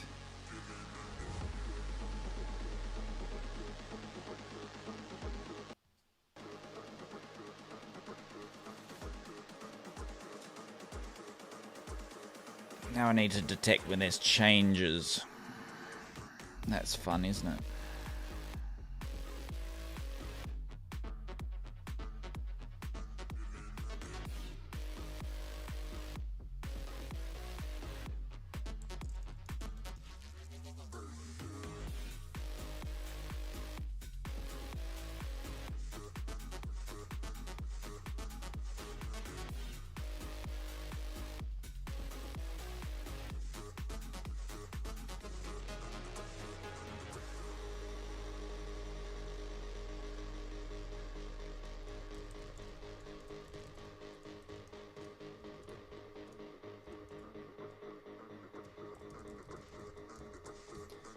So we've got selected device name when selected device name changes.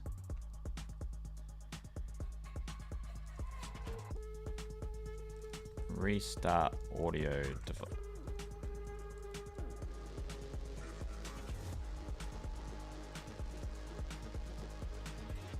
Real-time captions. Got the speech recognizer.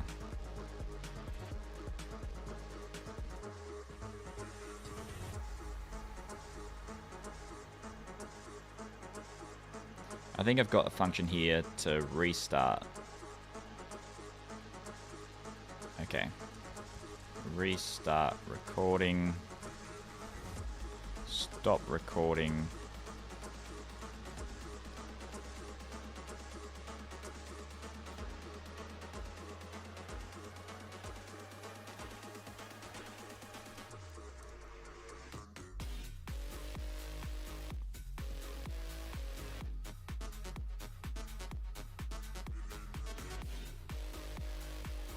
Then what I would like to do,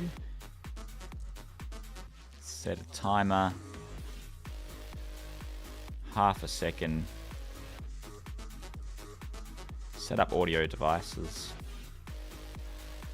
give it a fraction of a second,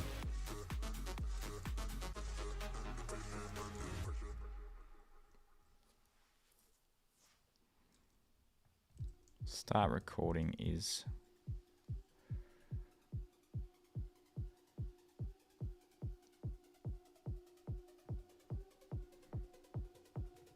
so we actually hook into it.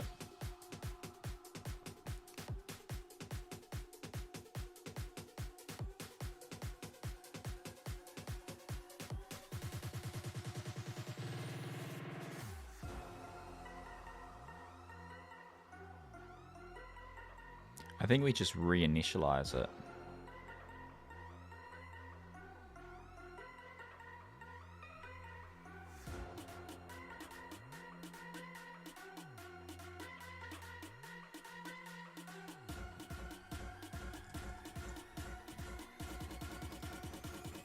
So we stop recording and then start recording again.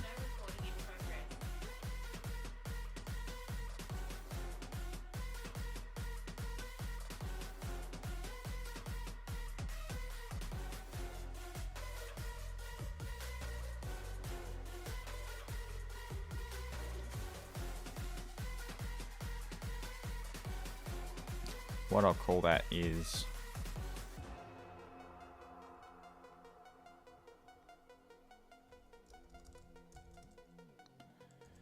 restart speech recognition.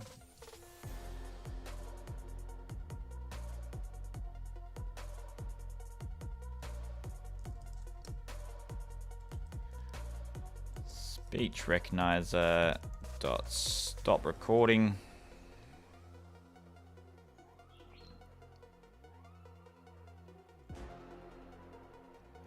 Set a timer, half a second. Speech recognizer is just reinitialized.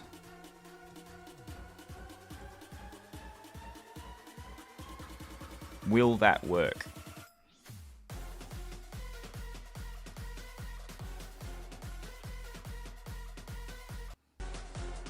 I actually don't think I've done anything on change of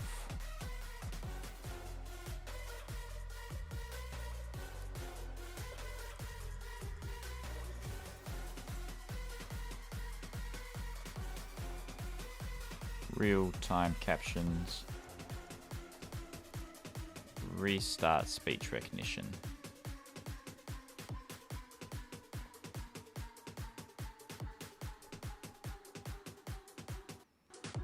This is running through my AirPods. Settings. This is supposed to be running through the microphone, but it's not. Received error while accessing local speech recognition service. Error null. It's going to be one of those annoying ones. I can tell.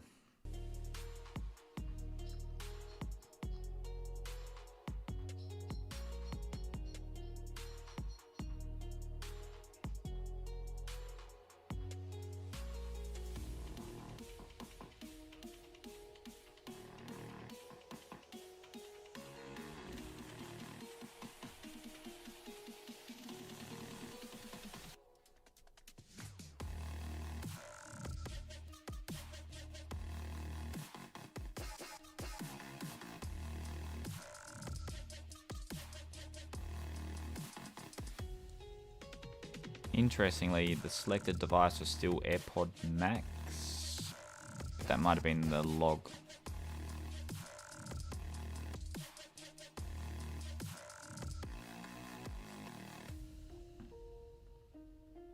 Do again, this time I'm going to clear the history, the log. Go to settings. Clear all of that. Change to that one. Errors galore.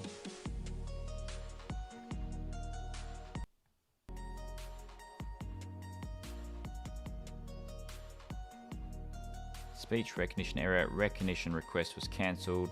Recording stopped.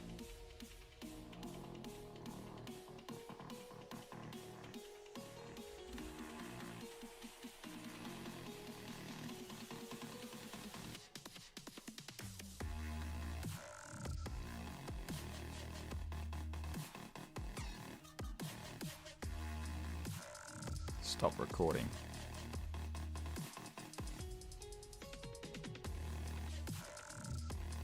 What is hooking into it still that it would be?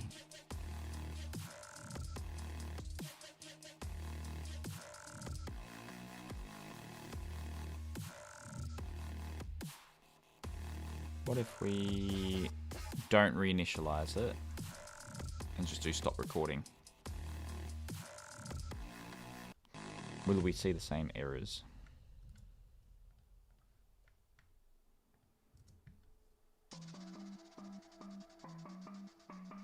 So we see the same errors, but we haven't even reinitialized it.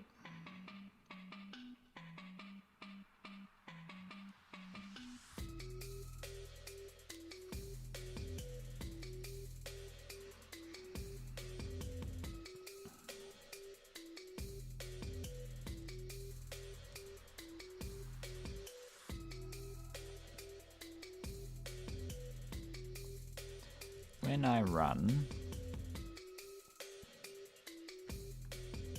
stop recording, shows a bunch of errors.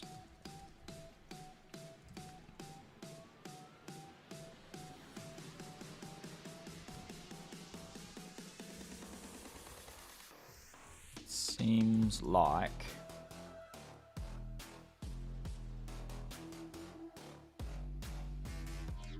still trying to access the speech recognition.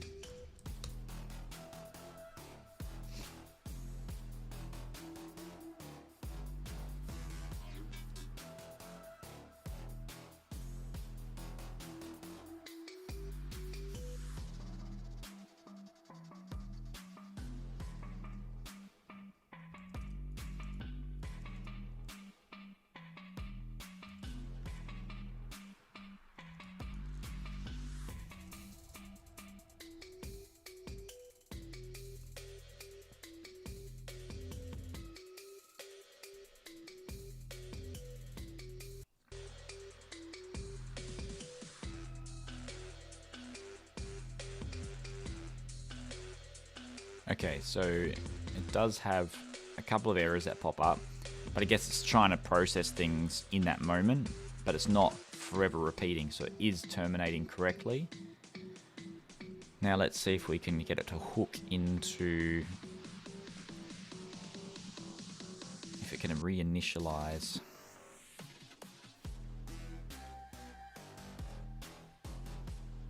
Let's see if we can get it reinitialize the microphone after changing it.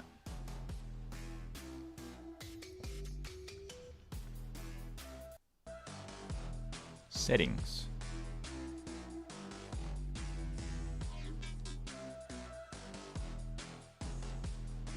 Is this going to work?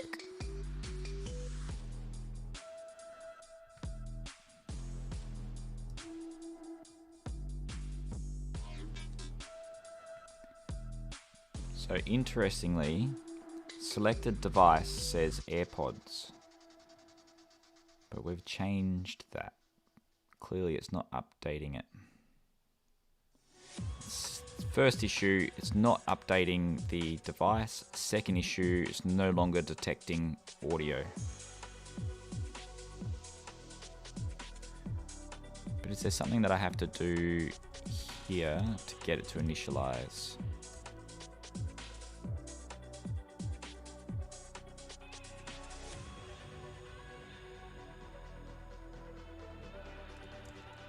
Init speech recognizer.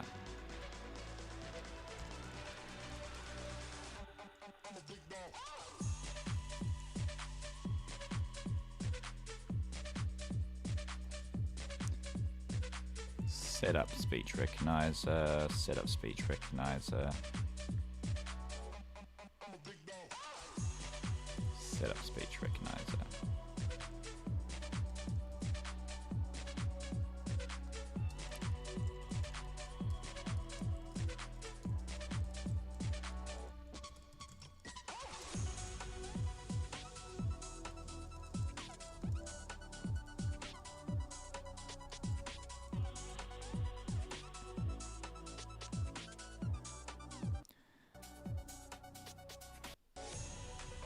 So go settings. This should be detecting my audio. When I change device, it won't change the actual device name, but hopefully, yes, so it is reconnecting and then detecting audio again. So now I've got to work out why.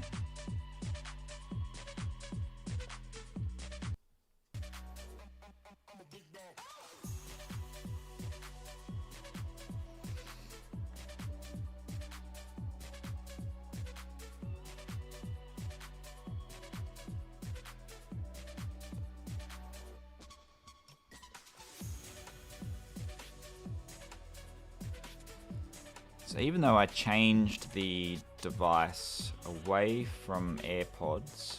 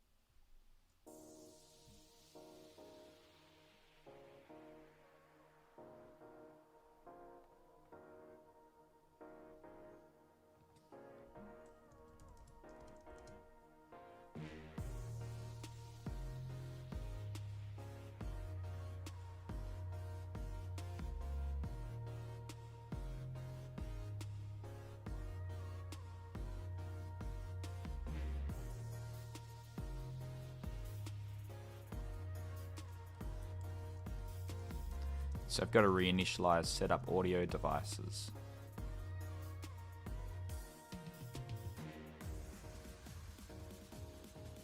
But that is that should reset.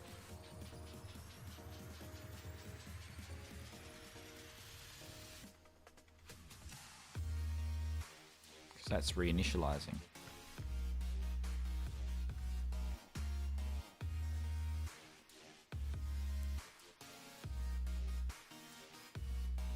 The selected device is AirPods Max.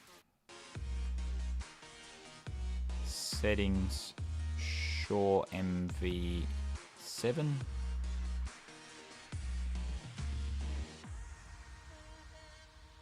And the selected device name is still AirPods Max. So the selected device name hasn't updated.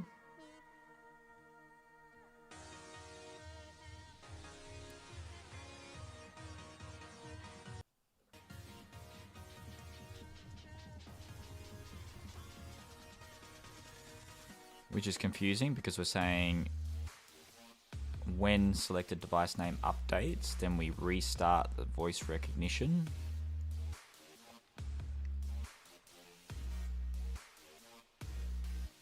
And here we set selected device name. Let's just run through the chain of events and see what happens.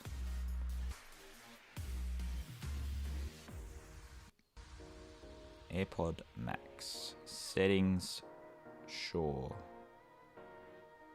Device name is Shure. So it's setting, the selected device name is updating. Then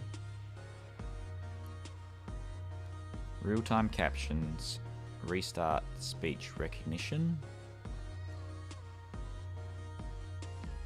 Do you know what's happening? It's because I'm not saving it anywhere at the moment.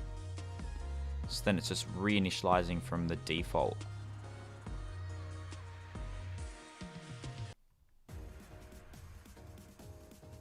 So that pushes saving on top of my priority list.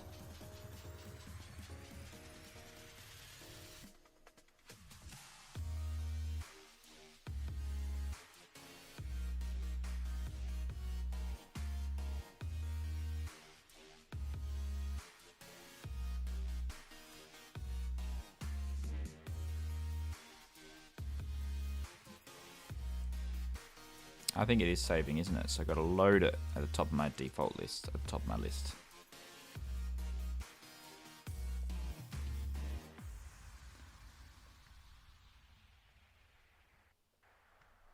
And we can confirm if that's working.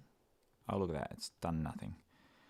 So we go to English, Great Britain, quit out of it, restart it.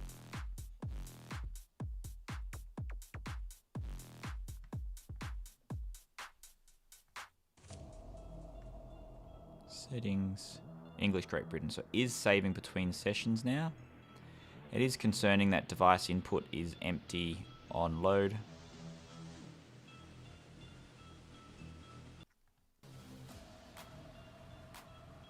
Khalid, I'm a big fan of PHP. All of my backend is in PHP. Really easy to use, very straightforward, and well documented, good community. How are you enjoying it?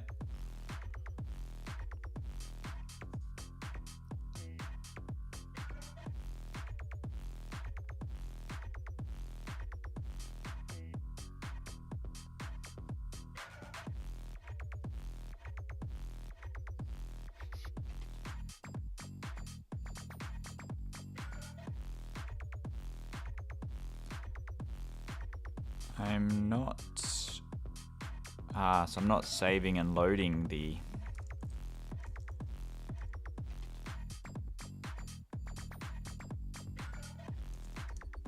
case. Selected device name.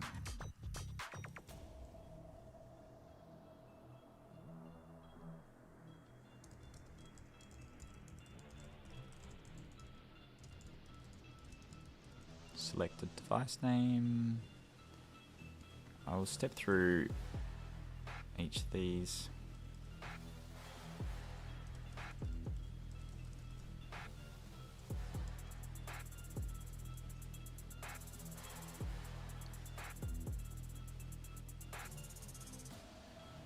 So now it should be saving it. I want to have a fallback. So if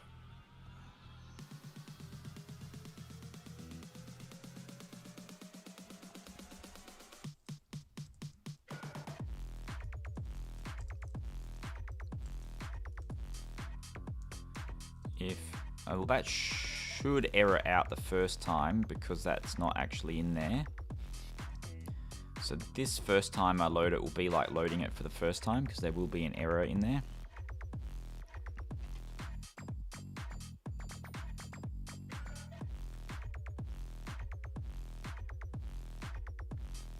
Selected device is AirPods Max.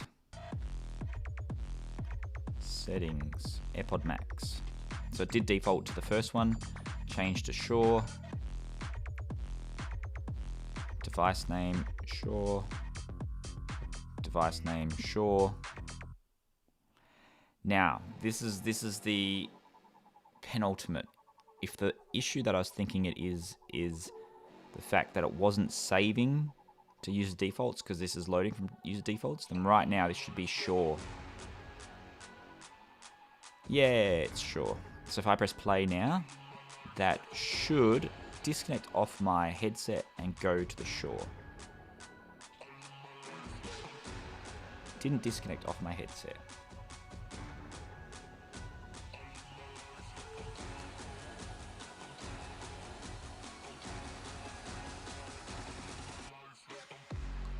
But if I mute, it's hard now to tell what microphone this is actually running from. If I mute my microphone, you won't be able to hear me. But if subtitles pop up, that means that it's still running through my AirPods.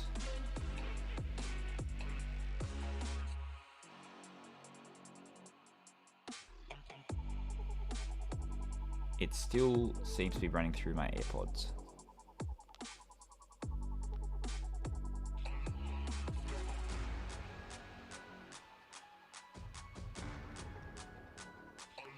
So we've successfully changed the device input.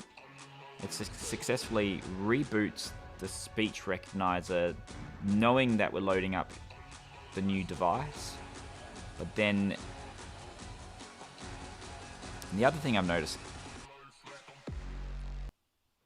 it's not actually letting go of my microphone, my headset.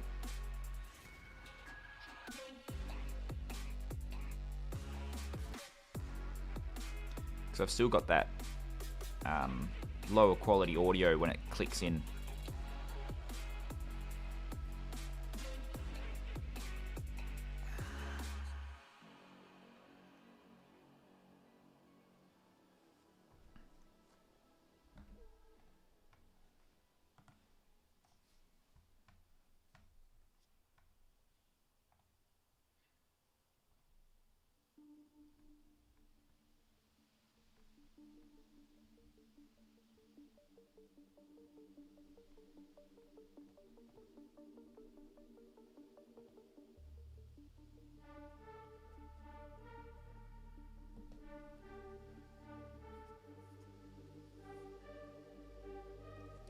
Brain fatigue, just having a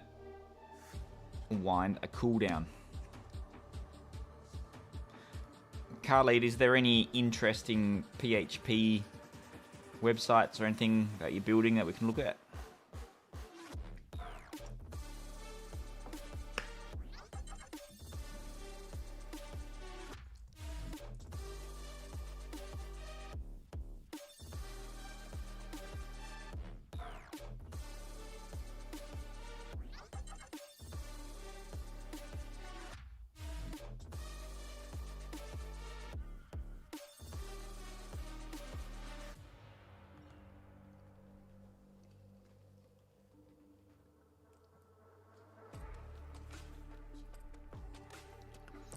What I want to test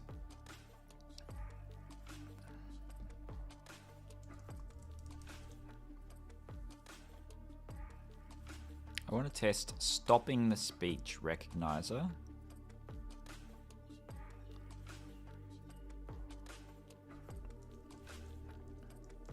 I guess we don't actually need to set up speech. Oh, we do. But when it changes, I just want to stop the recording and see if it's dropping my headset.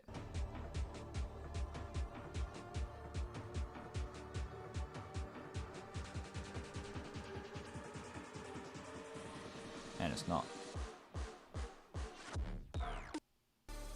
So I'm wondering if one way of doing this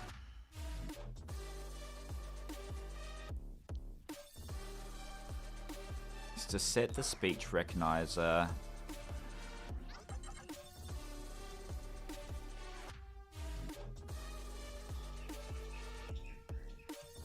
as an optional value. And then what I could do then is just de-initialize it and hopefully it unhooks it. Maybe. In doing that, we're going to have some issues over here. You are now in the presence of a king.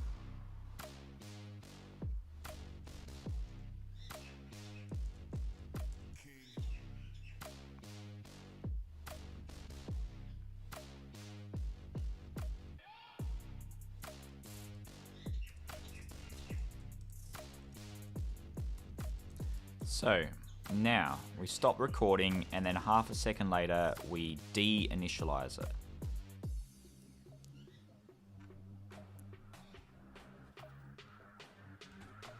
And on the setup here,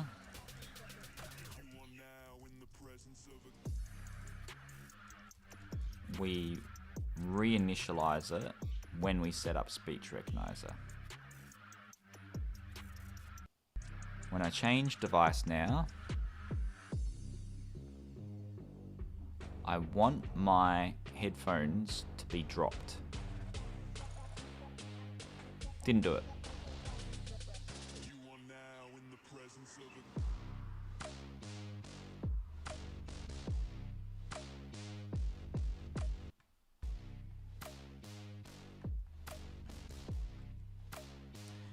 When I stop recording, I want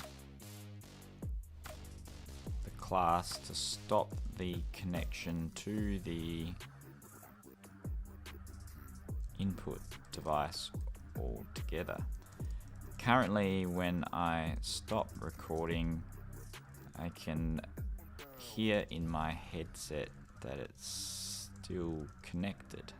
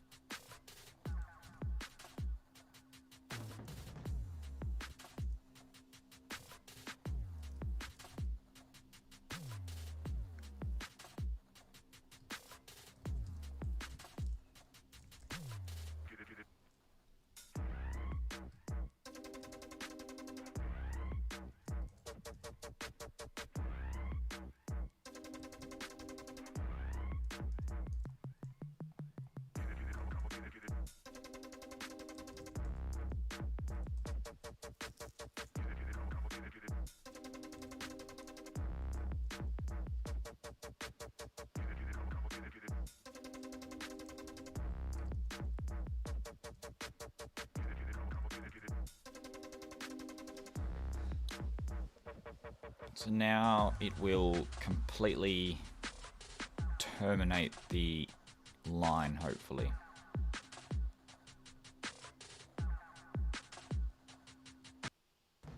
Yes, I can hear that it's terminated the line. Now let's see if I can get it connecting to the right device.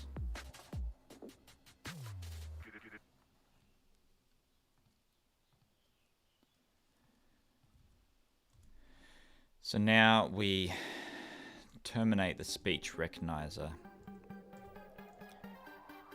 For debugging, we add another half a second delay. I think in this setup, yeah, we did. So it's going to take a whole second to switch. This is on my AirPods.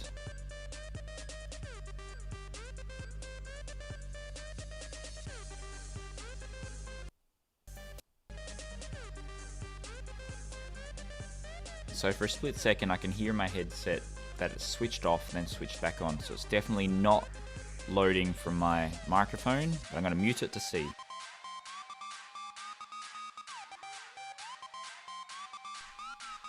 Still.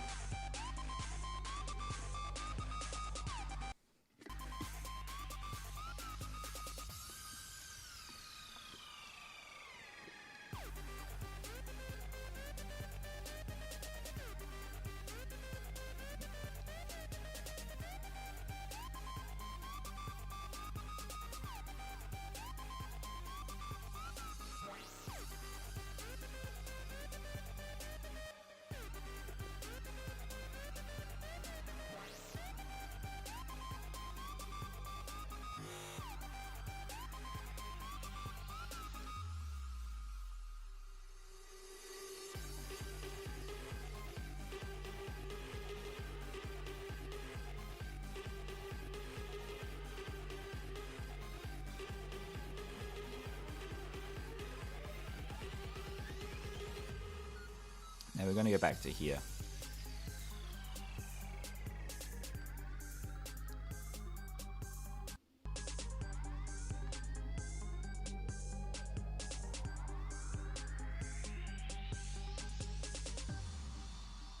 Restart speech recognition. Selected device name MacBook Pro.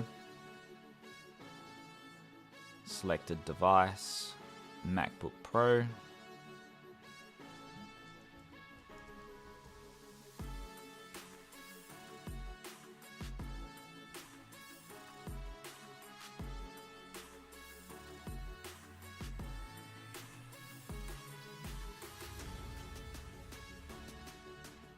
Set up device to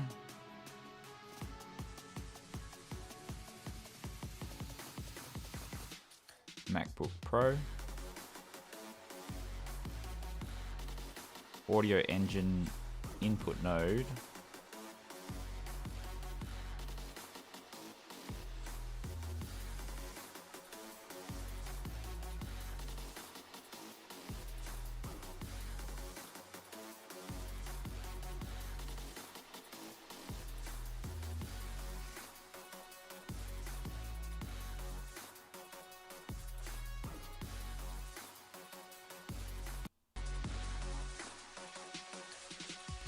Ah, so it's got the 4 bus there. That's the line of code doing it, I think. So no matter, even though I've set the selected input, we're actually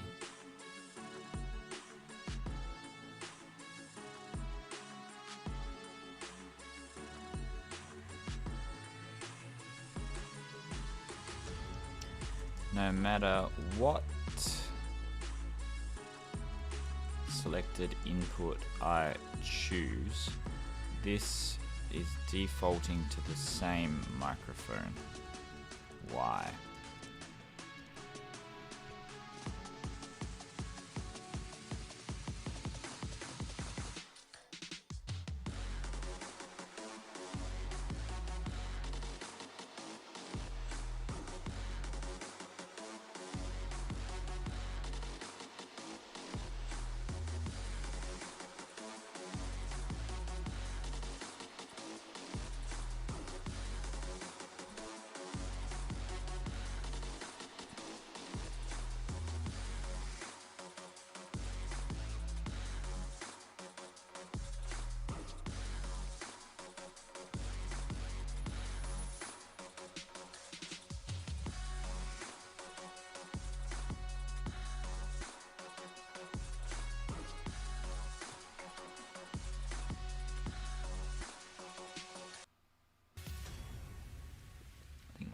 My camera's just arrived.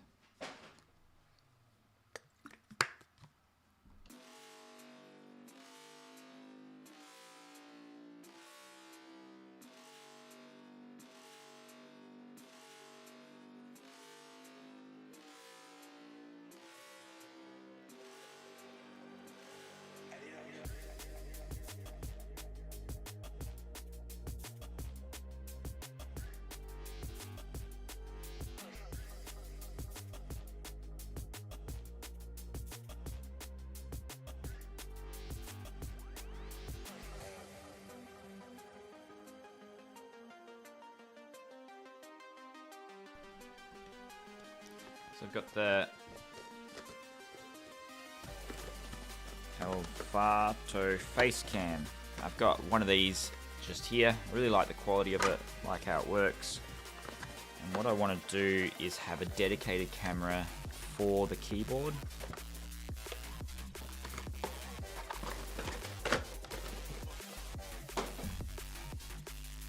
So it'll replace this one that I've got dedicated for the keyboard at the moment that runs hot and drops out.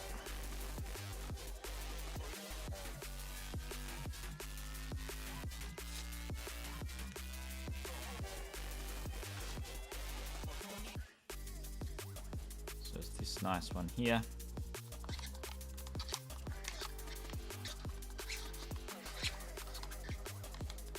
What I could actually do is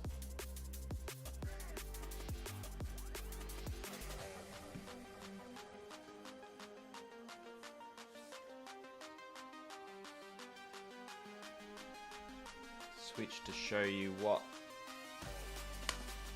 I'm doing.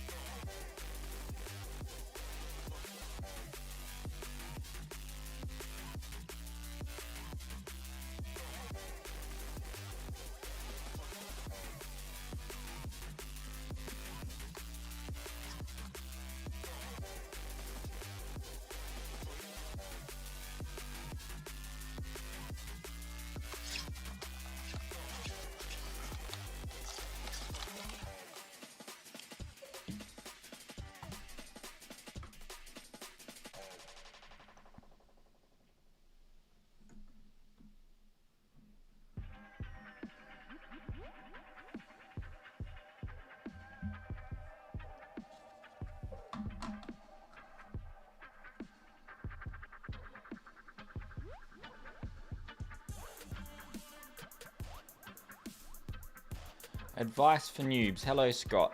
How noob are we talking here?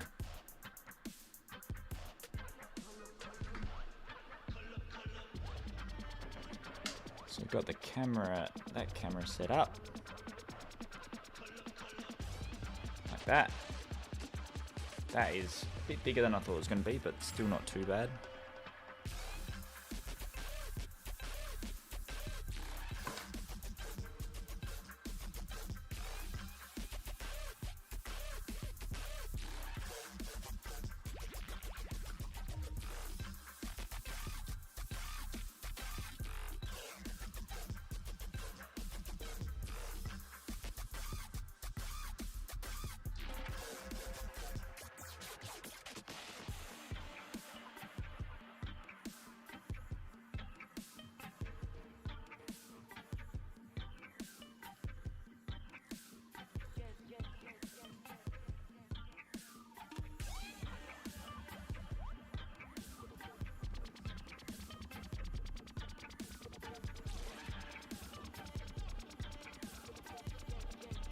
Been coding games web backend professionally for 7 years, but hobbyist coding for almost 25.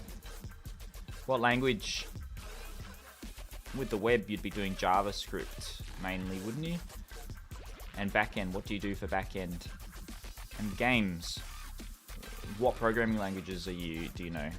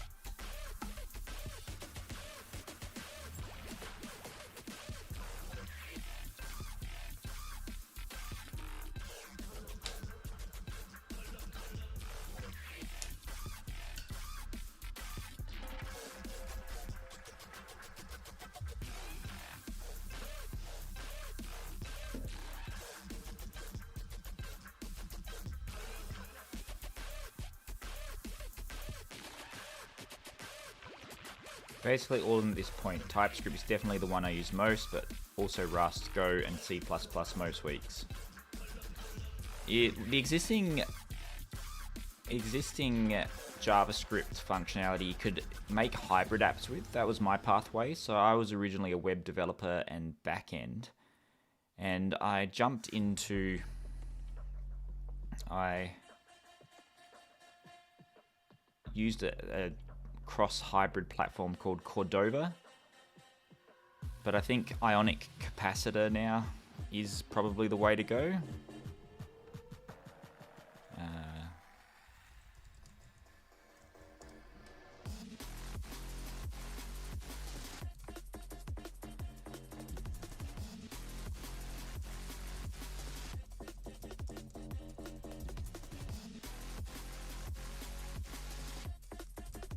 just adding some details to the chat. So there's capacitor, which is like it's like a container, a web container, and then that. Let me go back there. And then that will allow you to use your existing knowledge base. I think C++. Yeah, I'm not quite sure. Alright, so duplicate. I want to call this keyboard camera.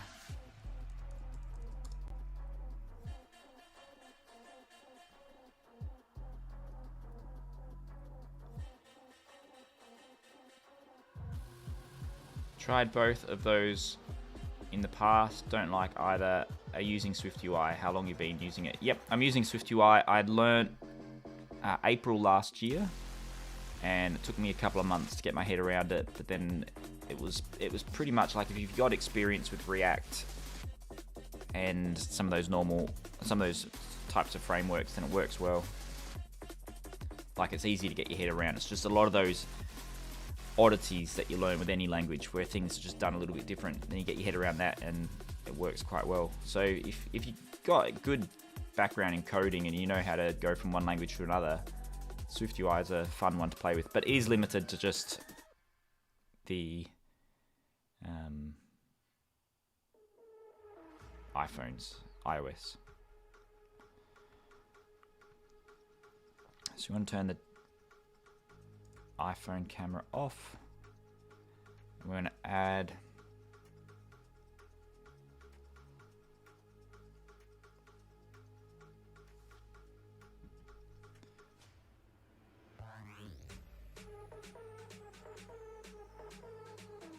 video capture device. I want to add keyboard camera.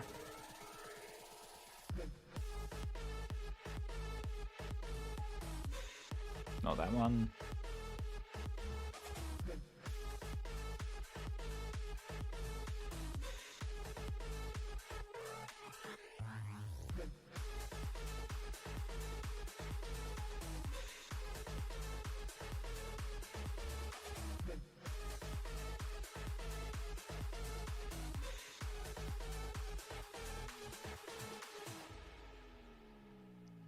It's not actually loading that one. Maybe I have to initialize it.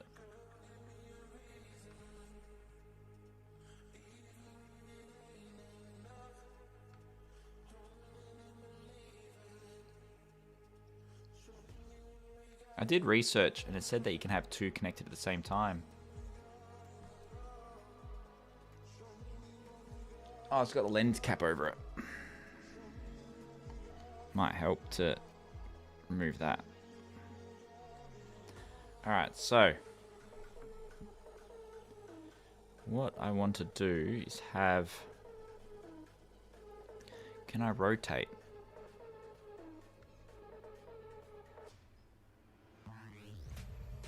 I was looking for my drink. I could see it on camera.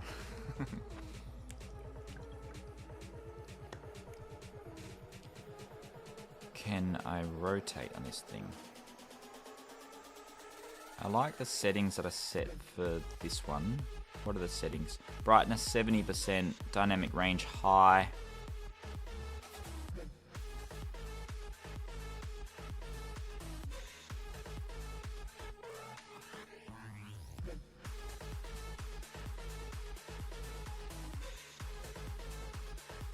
Yeah, that works well. I can't get the pillar right in the middle. So I've got to work out a way to be able to rotate that camera.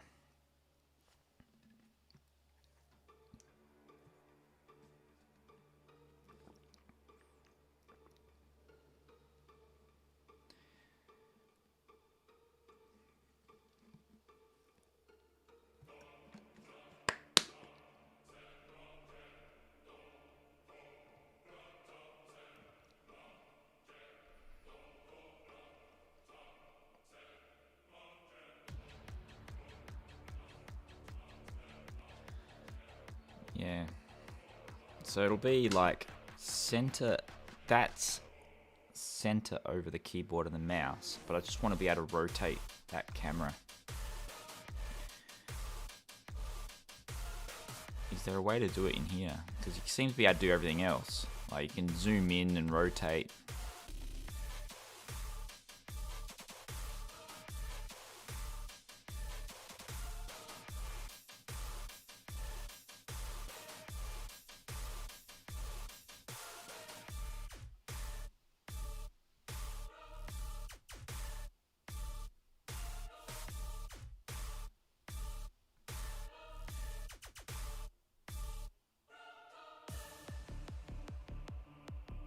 I guess I can always do it in OBS.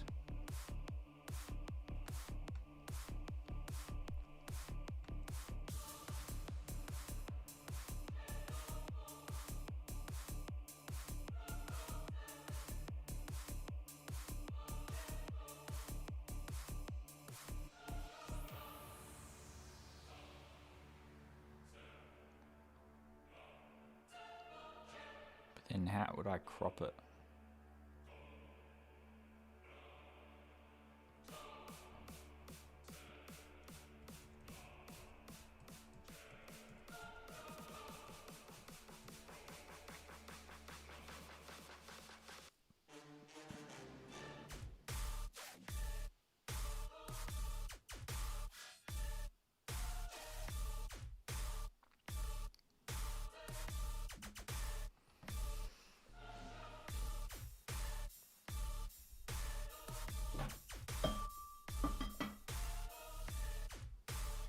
Got another.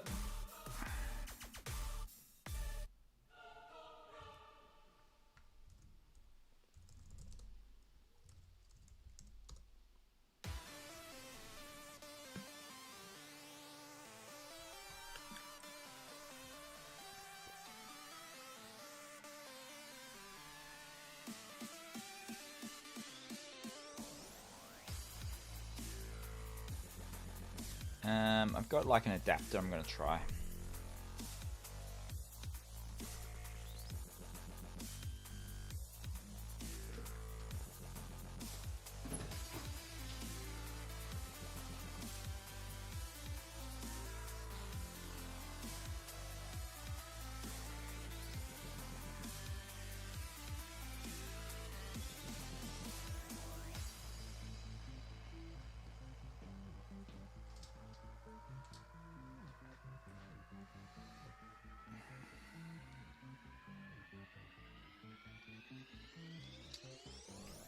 So I've got like an adapter, so I'm thinking that will be able to, yeah, that might work.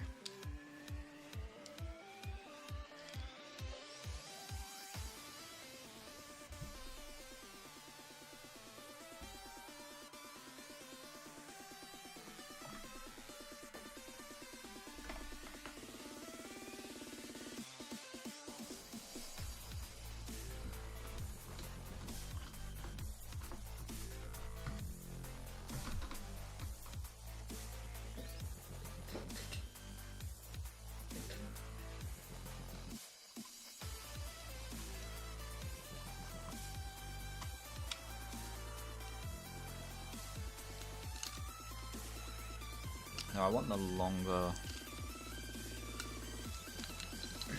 That one there. That one there and that one there. Probably not the longer one. Nope.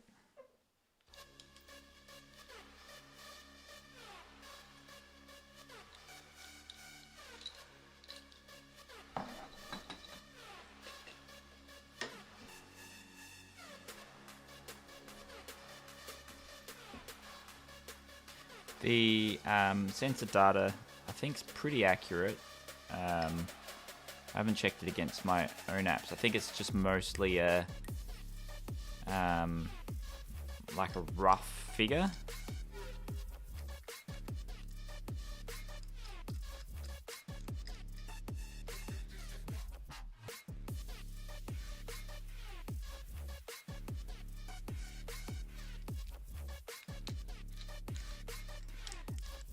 Astro's the way that I research it, just to get an idea on what the keywords are in terms of competitiveness.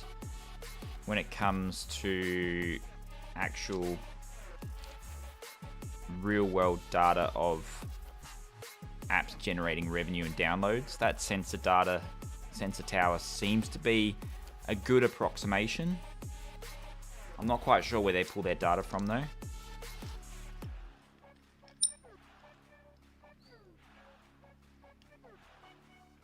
So I want that to come out like that.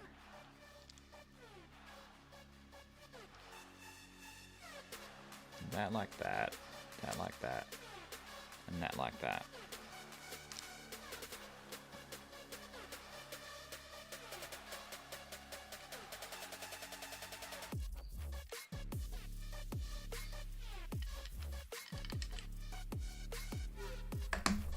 Close that lid.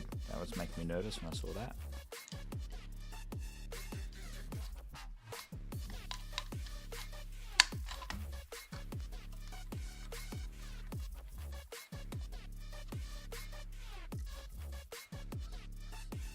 Alright, so that goes like that, that goes like that, and that goes like that.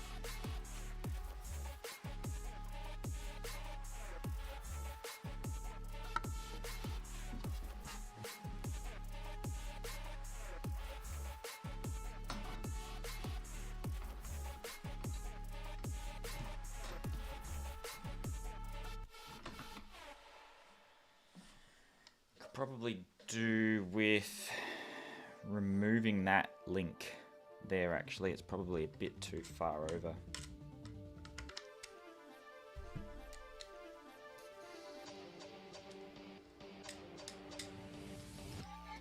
What are you building, Zed?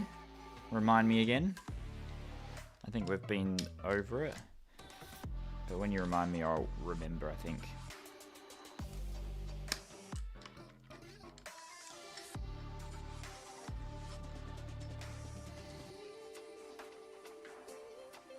Alright, so that there goes like that. That there goes like that.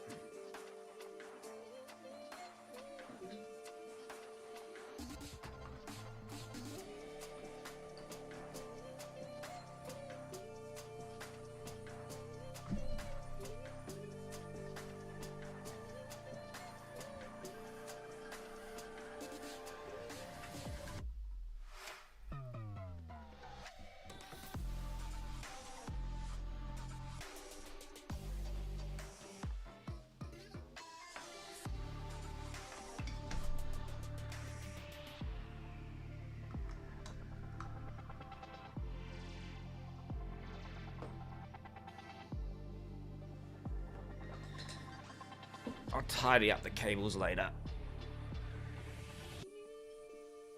Alright, let's see how that works.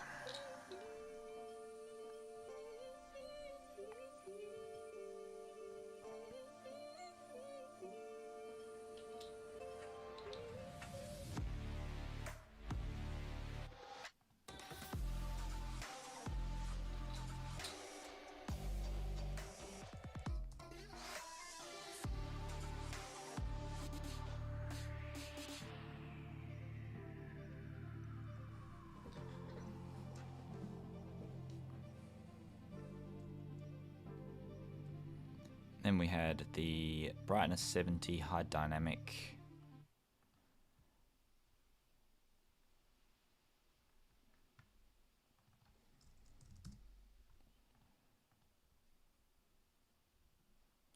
Save.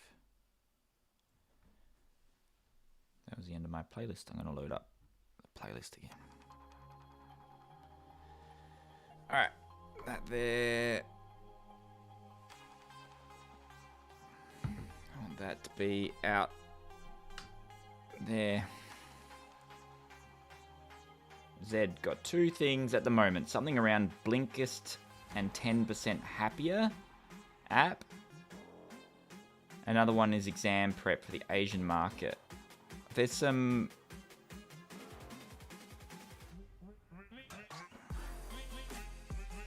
I think there's some keywords for those exam prep ones. I've seen those do quite well.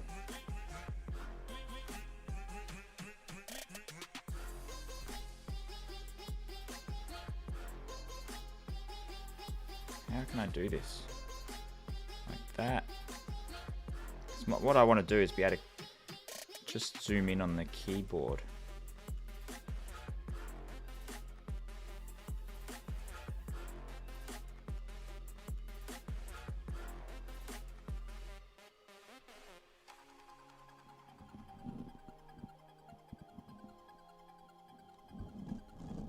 Move it out a bit more.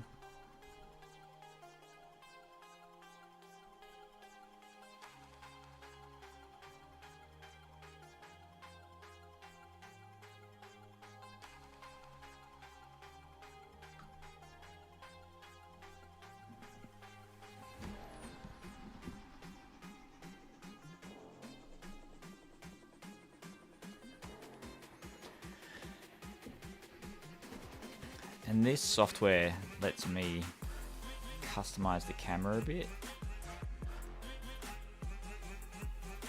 which I like. There we are.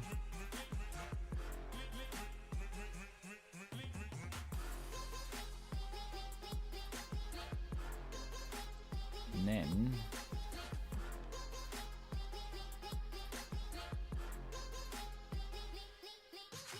I want to go to the edge of the desk. There. Save. Is there a way to flip it?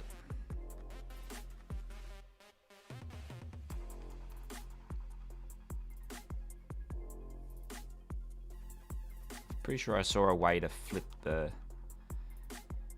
image.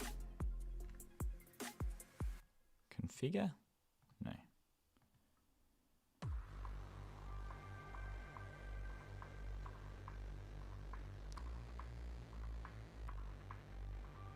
I'm not sure.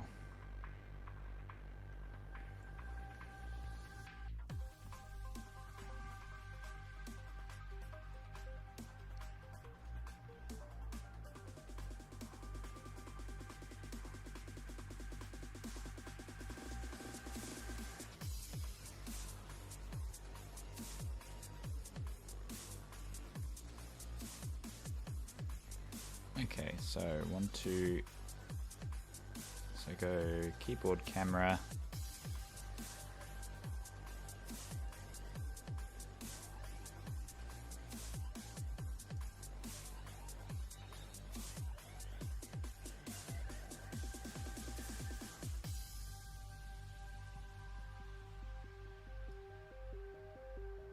We got the keyboard, camera back.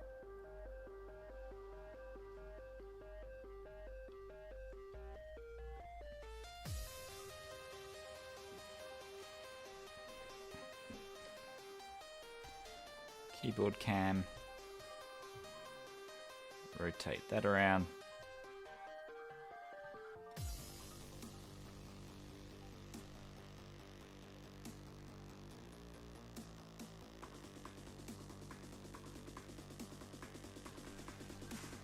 There we go.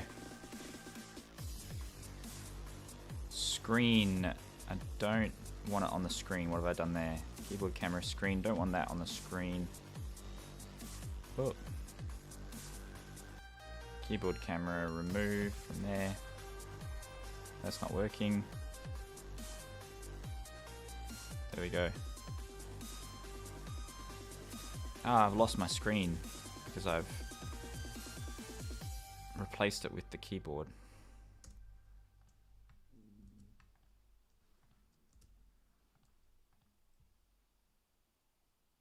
Well, that's annoying. So this is a dedicated code, one that only shows what I'm working on in the code at the moment.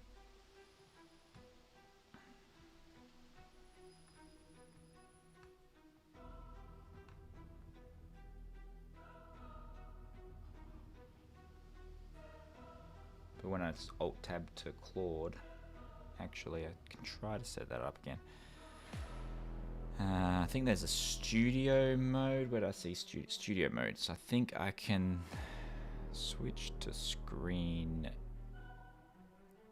add capture, screen capture, add my screen, put it down there like that.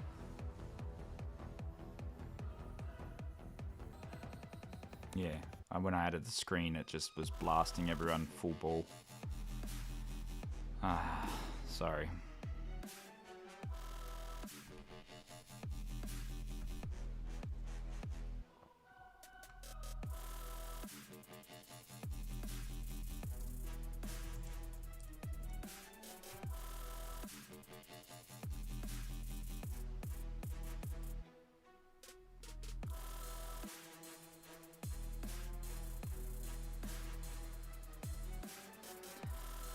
Yep.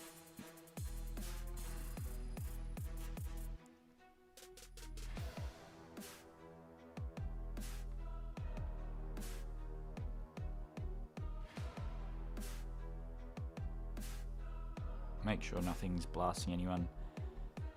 Hide that one. That one.